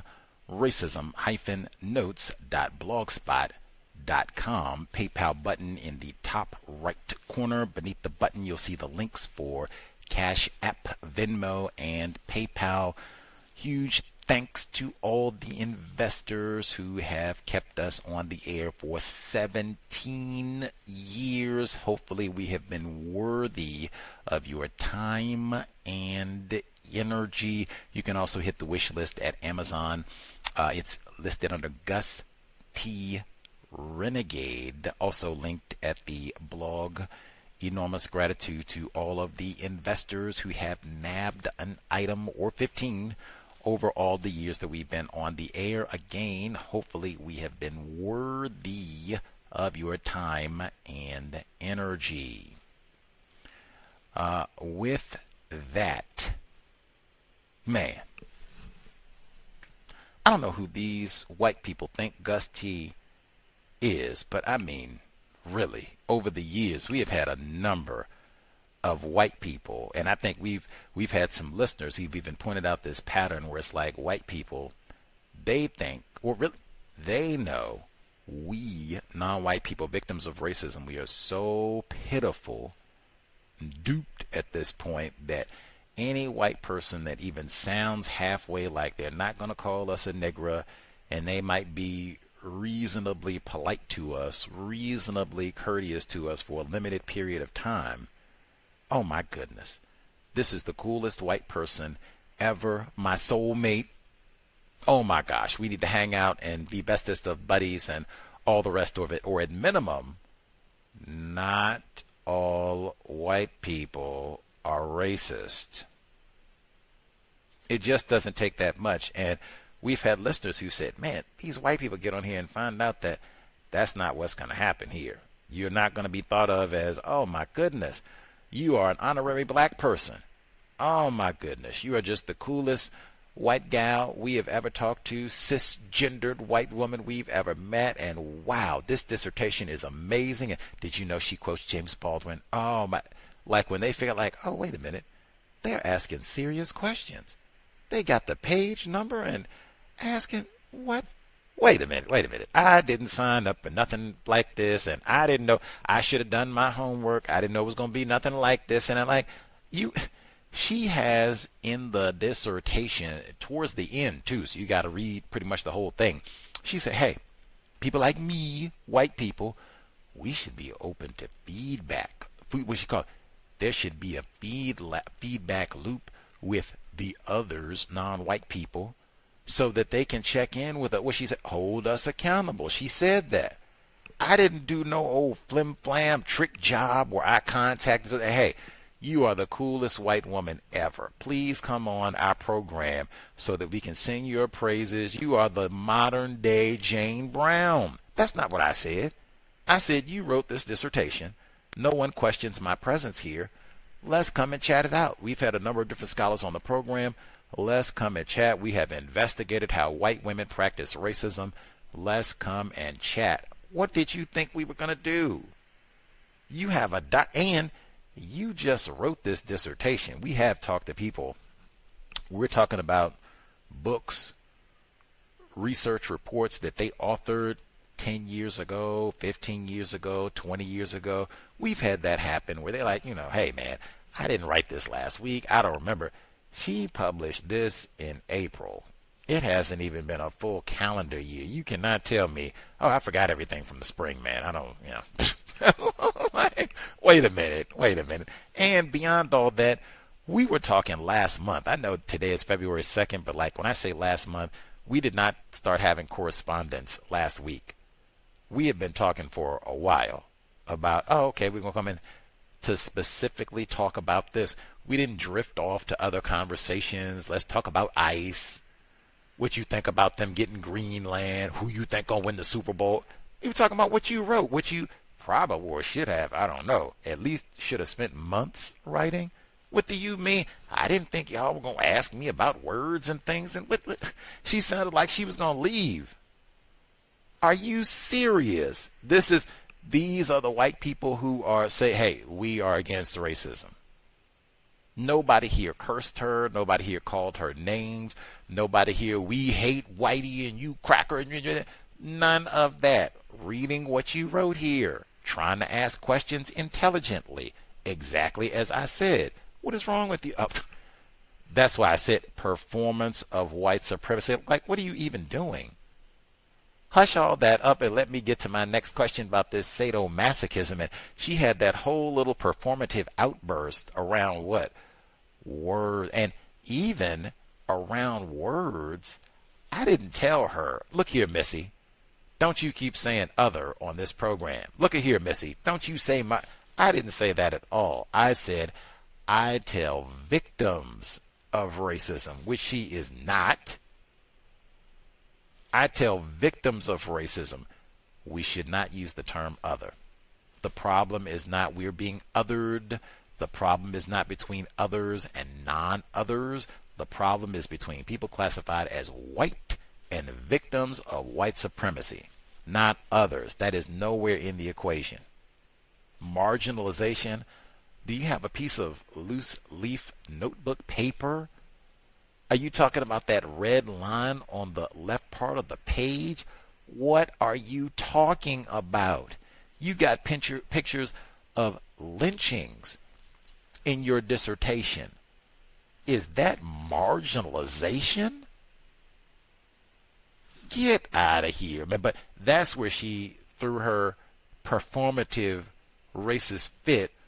Ooh, I'm outraged. Ooh, you done tricked me. Ooh, I didn't know you were going to have me on to talk about what I wrote in my paper. What did you think we were going to talk about? Particularly when white people see, oh man, these niggers are serious. They not sending memes.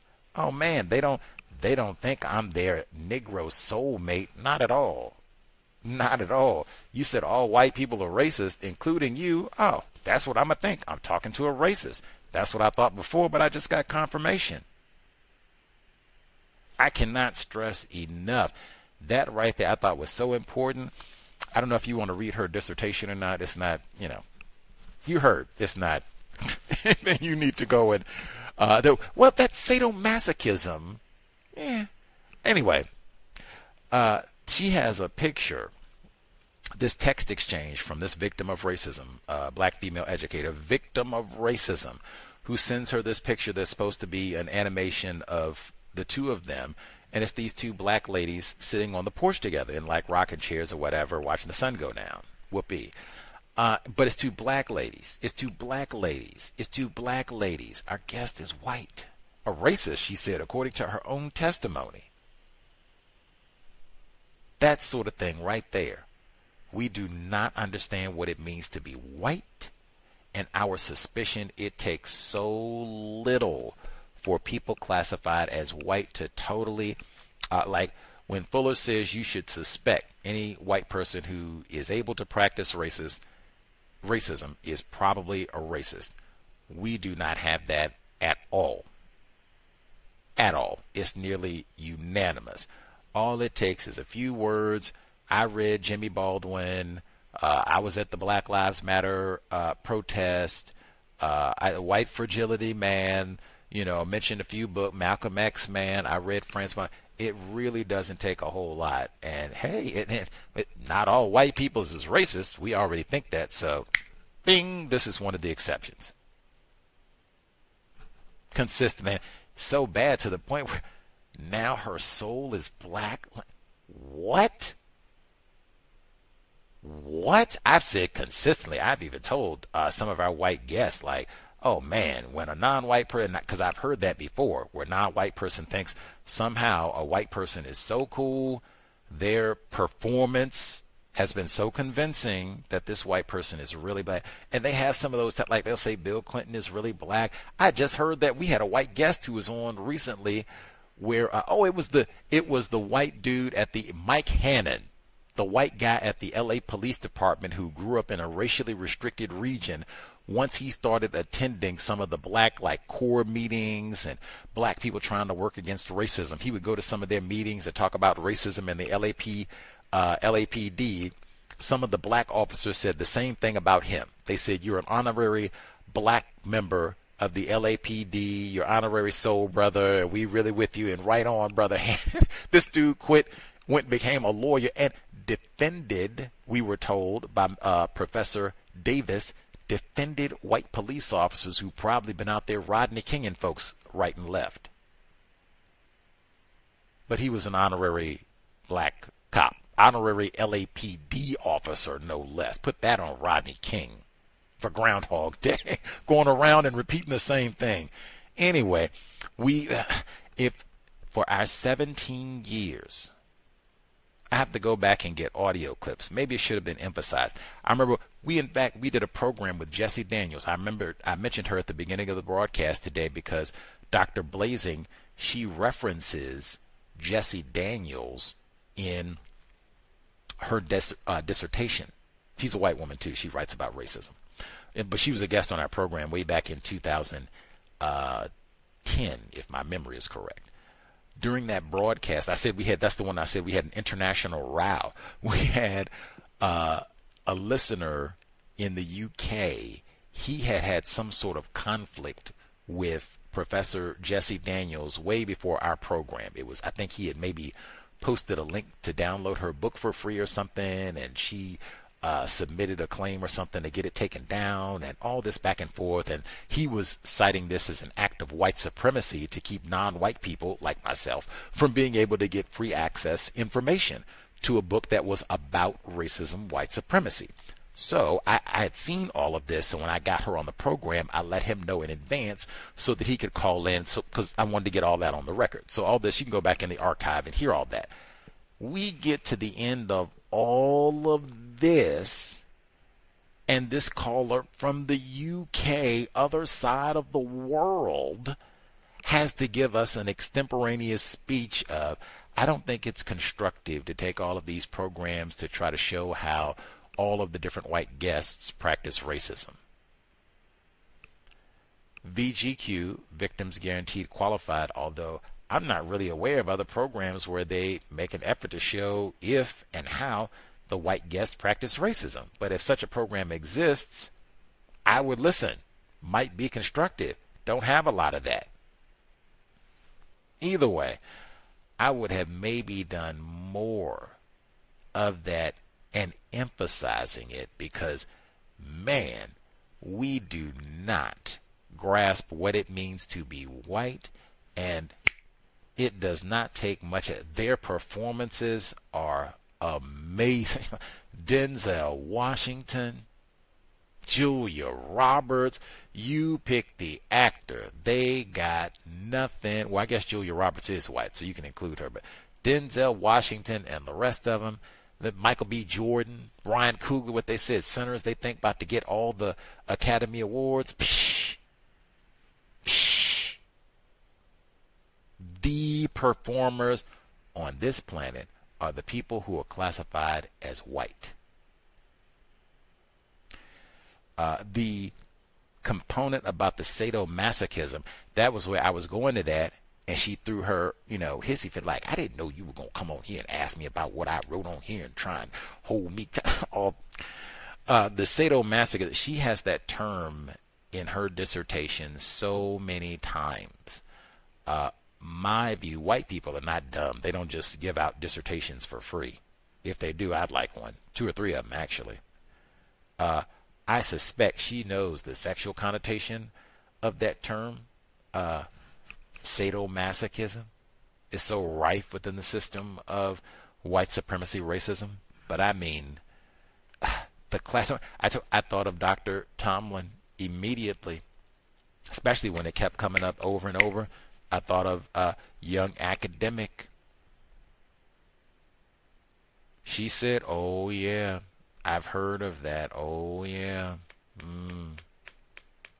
Mary Kay." We don't think about and we don't talk about, but that's something Dr. Craig. That's why I said the Black misandry studies that would access some of the scholarship about, well, even some of that, it gets limited where they won't let you talk about that yes, Mary Kay Letourneau is not an anomaly. That might have even been what they call it, Freudian, where you slip and reveal a little bit more than intended, because it's a lot of terms she could have picked when she was giving us her buckets of words. Response, talking about sadomasochism, she meant it as self-harm to white women. I don't agree with that at all. I think it might have been exactly what she meant, arriving some sort of sexual gratification. Even when I paused and thought on it, I said, in a lot of these school settings, K through 12 I'm talking about, they do physically restrain a lot of black children. They restrain you in a lot of ways, but I mean, they put hands on a lot of black children. Got to put you in the quiet room and the isolation room and all that old stuff and get the resource officer. I mean, I could see how this could be all those, that's kind of bondage, right? Because that was a part of the sadomasochism definition. In fact, where's the rest? There it is. Sadomasochistic behavior involves deriving sexual or psychological pleasures from consensual, controlled infliction, sadism, or reception, masochism, of pain, humiliation, or physical restriction. It is a form of BDSM, often used to intensify intimacy, build trust, and or explore power dynamics. That last portion of it, I said, underline, bold-face print. But they do restrain a lot of black boys in the school, and white women are a key part of that, both literally restrain them, hands-on, and metaphorically restrain them. They flunk you and hold you back and put you in the remedial classes and all the rest of it, or suspend you and, all of it. But there's lots of ways that I could see where, yes, that could be a sense of sexual gratification, pleasure for white women. And the teacher aspect of it, when we can get rid of it, when we can sexually flirt with young academic, or we get them out of the program. Mary Kay, I played the report today from Milwaukee, Erica Alamang Ranke. She was at Rufus King High School. That was just within the last 12 months. I can see lots of ways of white women getting sexual gratification while they practice racism in the classroom with black boys and black girls. Lots of ways. Let's see. The other points I'm going to get in really quick. She did say all white people are racist, and that wasn't even like controversial, or she gave like buckets and buckets of words in some of her responses. Myself, victim times 3, had to ask her a number of times, can you answer the question? You didn't answer it. We had to do that like repeatedly. She didn't really do no half-stepping on that one. All white people racist? Yep.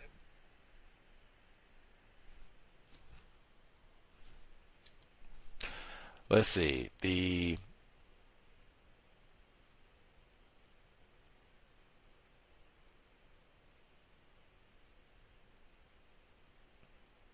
else I want to make sure I get in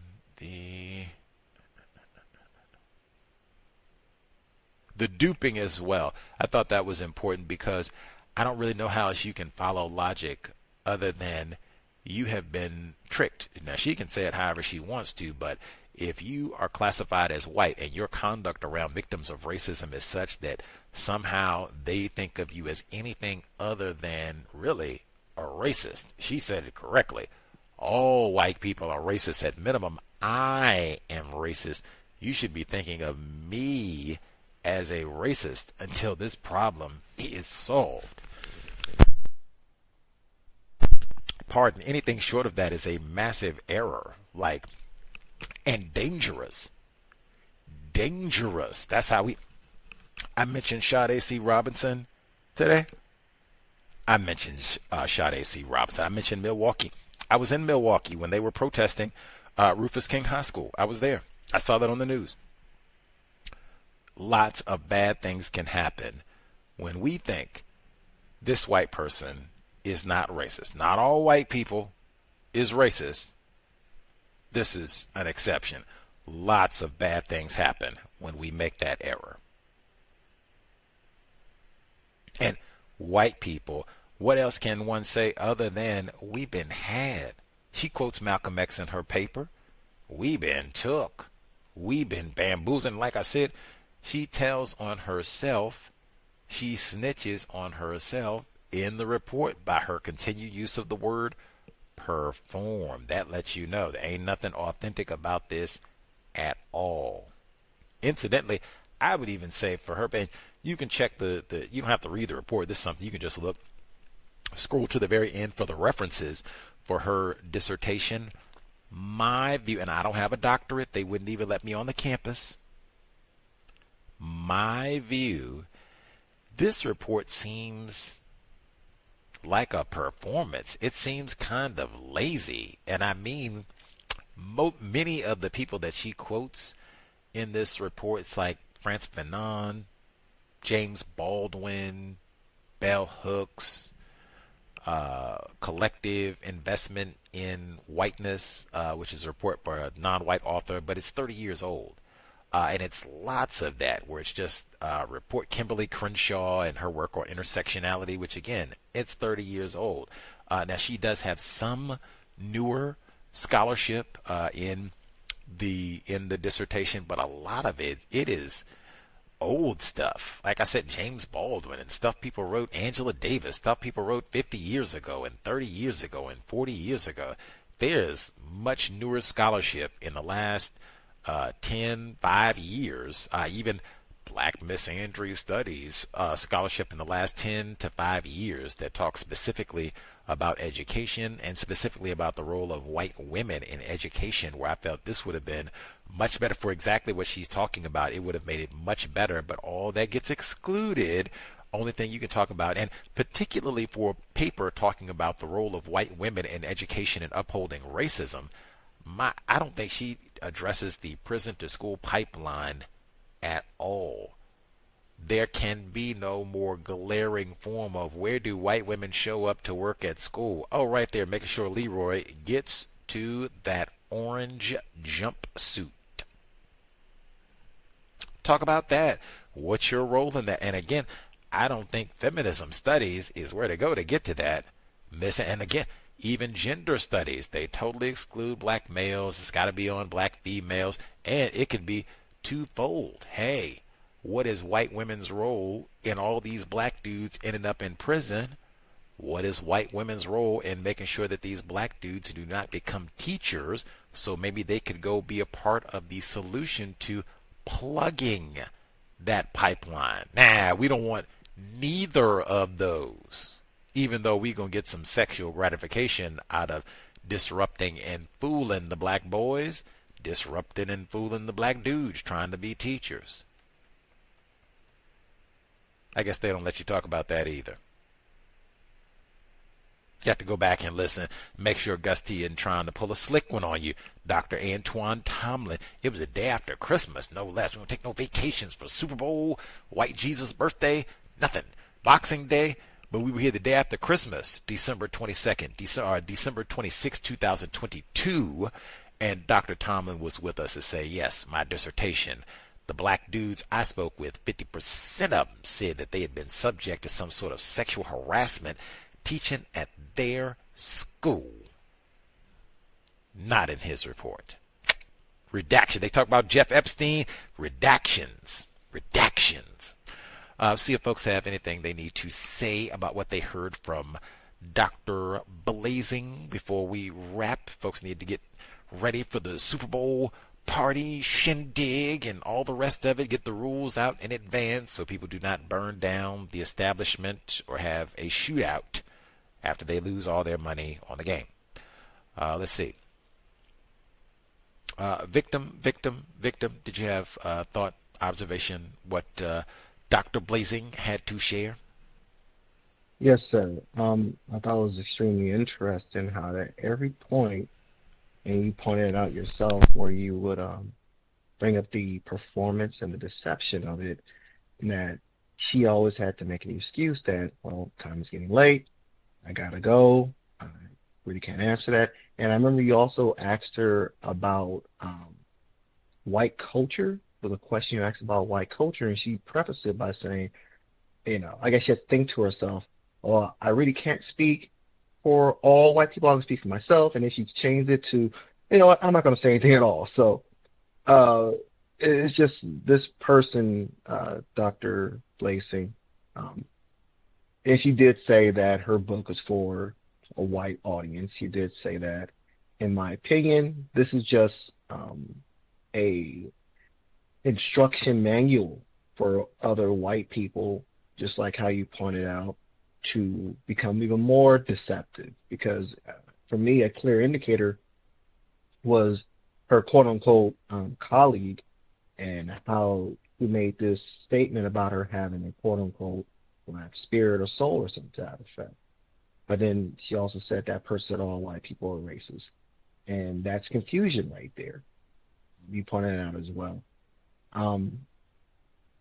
This person, Dr. Blaesing, also, when I stated my question about who was more informed about racism, white supremacy, how to work it towards their advantage and utilize it, she reactively said, oh, well, non-white people.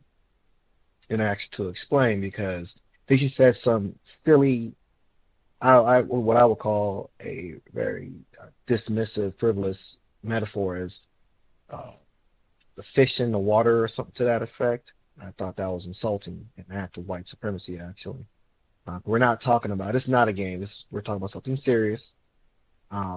And she said that and went on to state that you don't really have to tell people who are experiencing racism, and then I have to point out to her, no, I'm not talking about people who experience it. It's like, I guess she may have had that question asked her before by other people, and that's just what they do. Or again, this could be just a collective response that white people have when it comes to talking about how to further deflect away from the system of white supremacy, or in their own, it's a culpability in the system of white supremacy. And then when I pointed out the fact that, hey,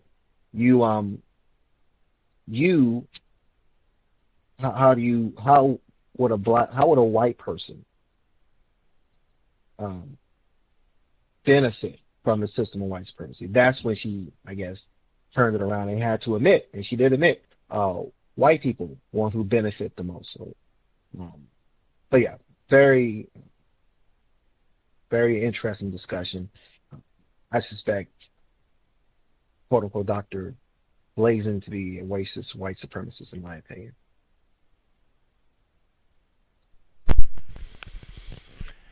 Yep. Much obliged, sir.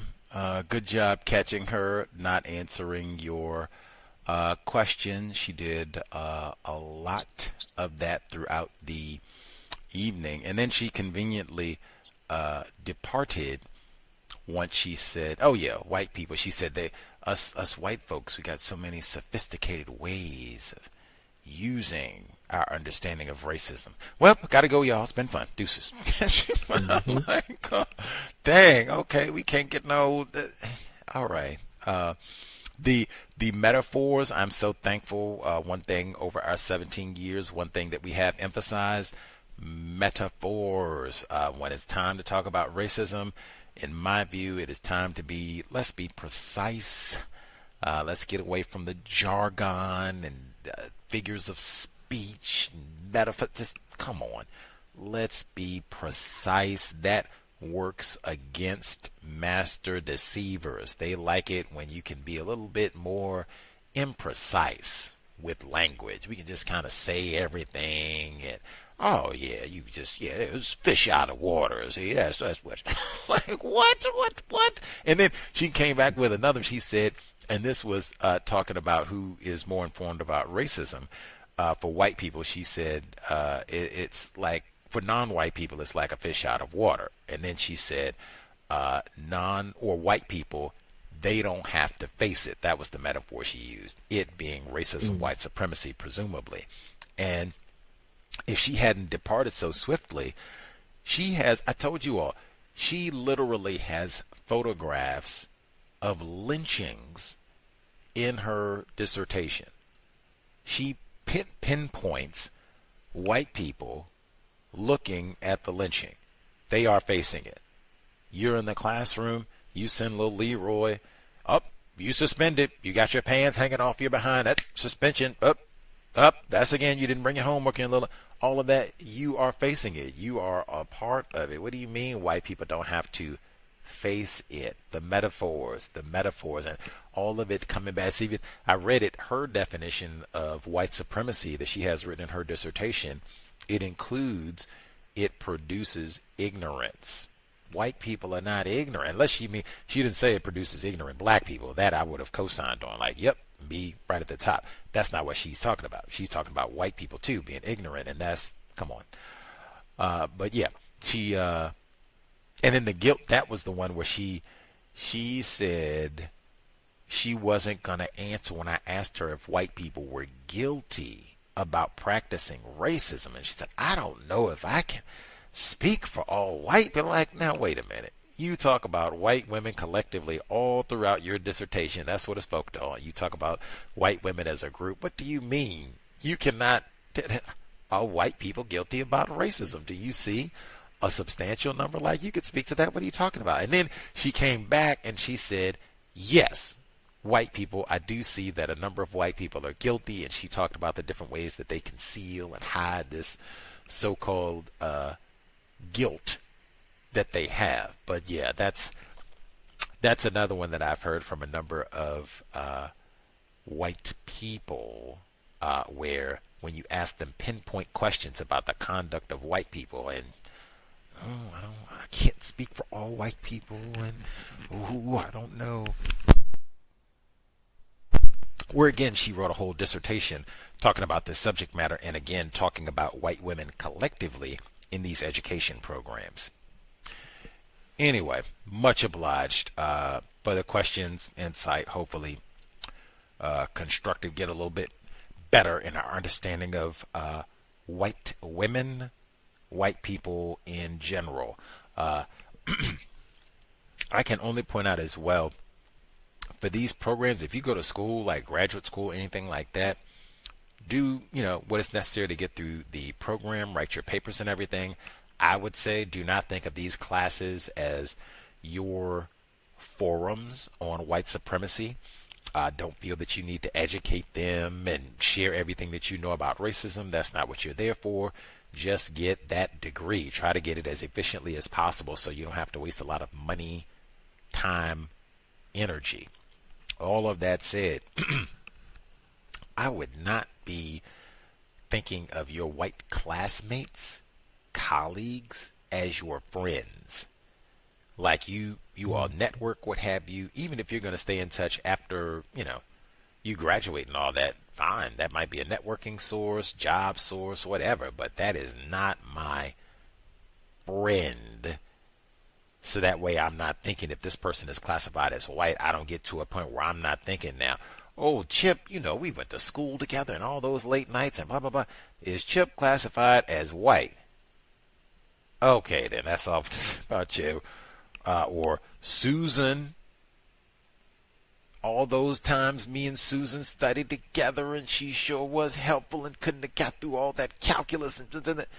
Is Susan classified as white? Her soul is not black. I don't even know how that got. We are so confused about what it means to be white, where we get to that. If a white person, and sometimes it'll be the most racist things. It'll be if a white person can play basketball, if a white person consumes cannabis, if a white person likes Tupac, it'll be the most racist things. Like, oh, if you do these things, oh, you really a black person. Yeah. Like, what? It's never, if they like astrophysics, they study aviation. It's never that. Never that. Like, oh, that's a real black dude right there. You got that passion for aviation. Like, no. It's, like I said, the most trifling, despicable, non-constructive things that we need to dump if we're trying to get to justice. Universal man, universal woman.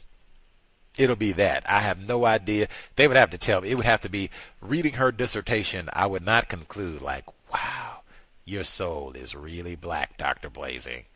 Not at all. And certainly not after talking to her today. That would not be my conclusion.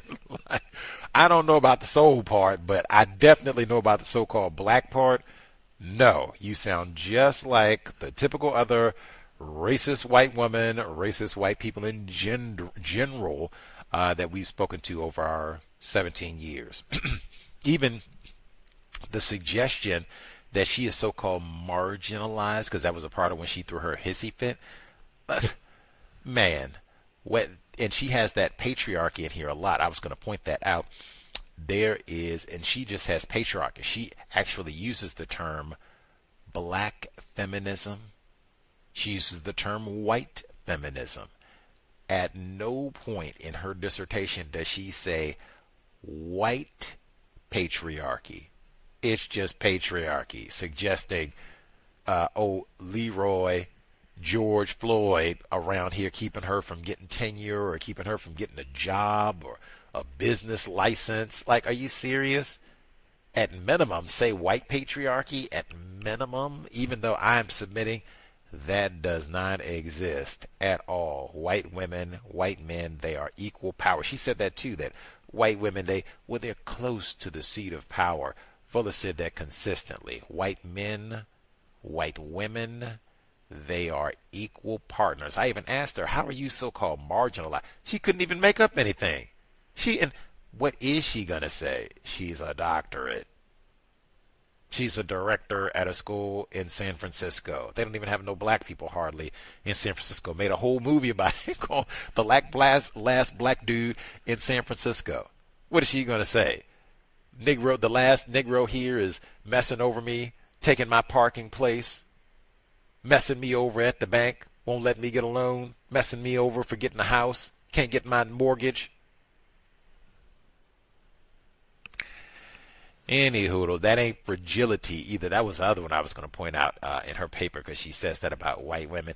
Ain't nothing fragile about white women. Not Taylor Swift, not Rosie the Riveter, not Shirley Temple, not Mary Kay. None of them are fragile. Anyway, we will be here on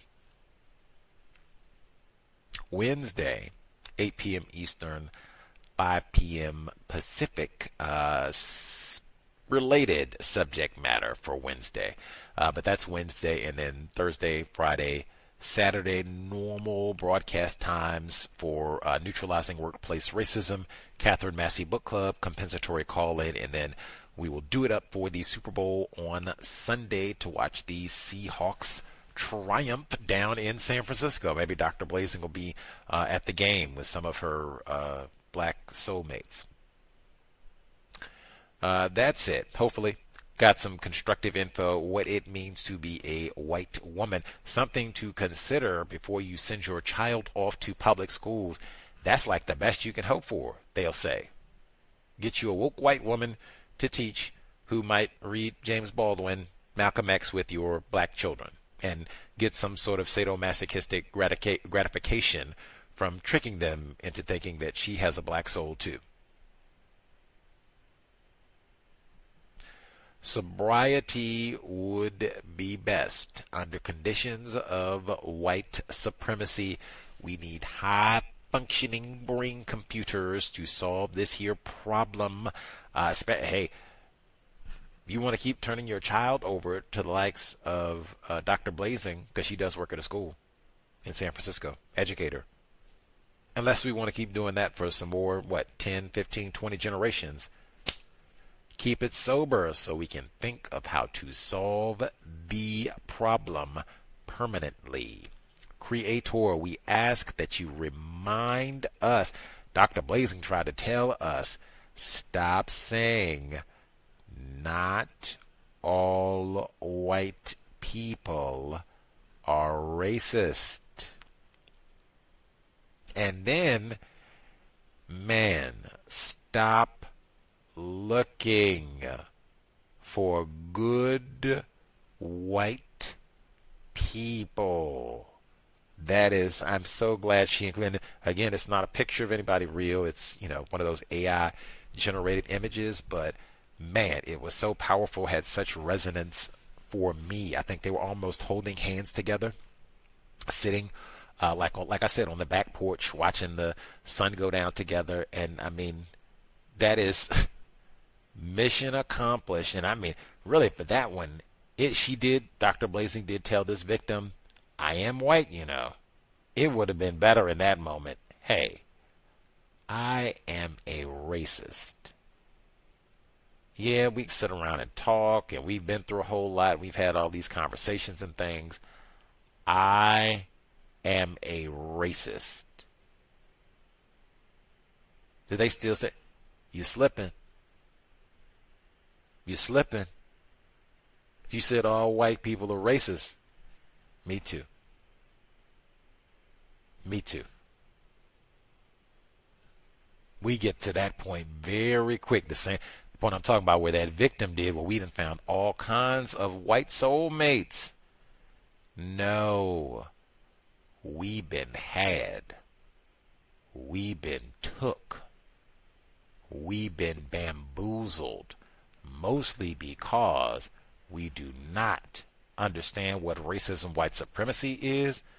We do not understand what it means to be white. Master deceivers, help us get better understanding. It has been time. Replace white supremacy with justice immediately.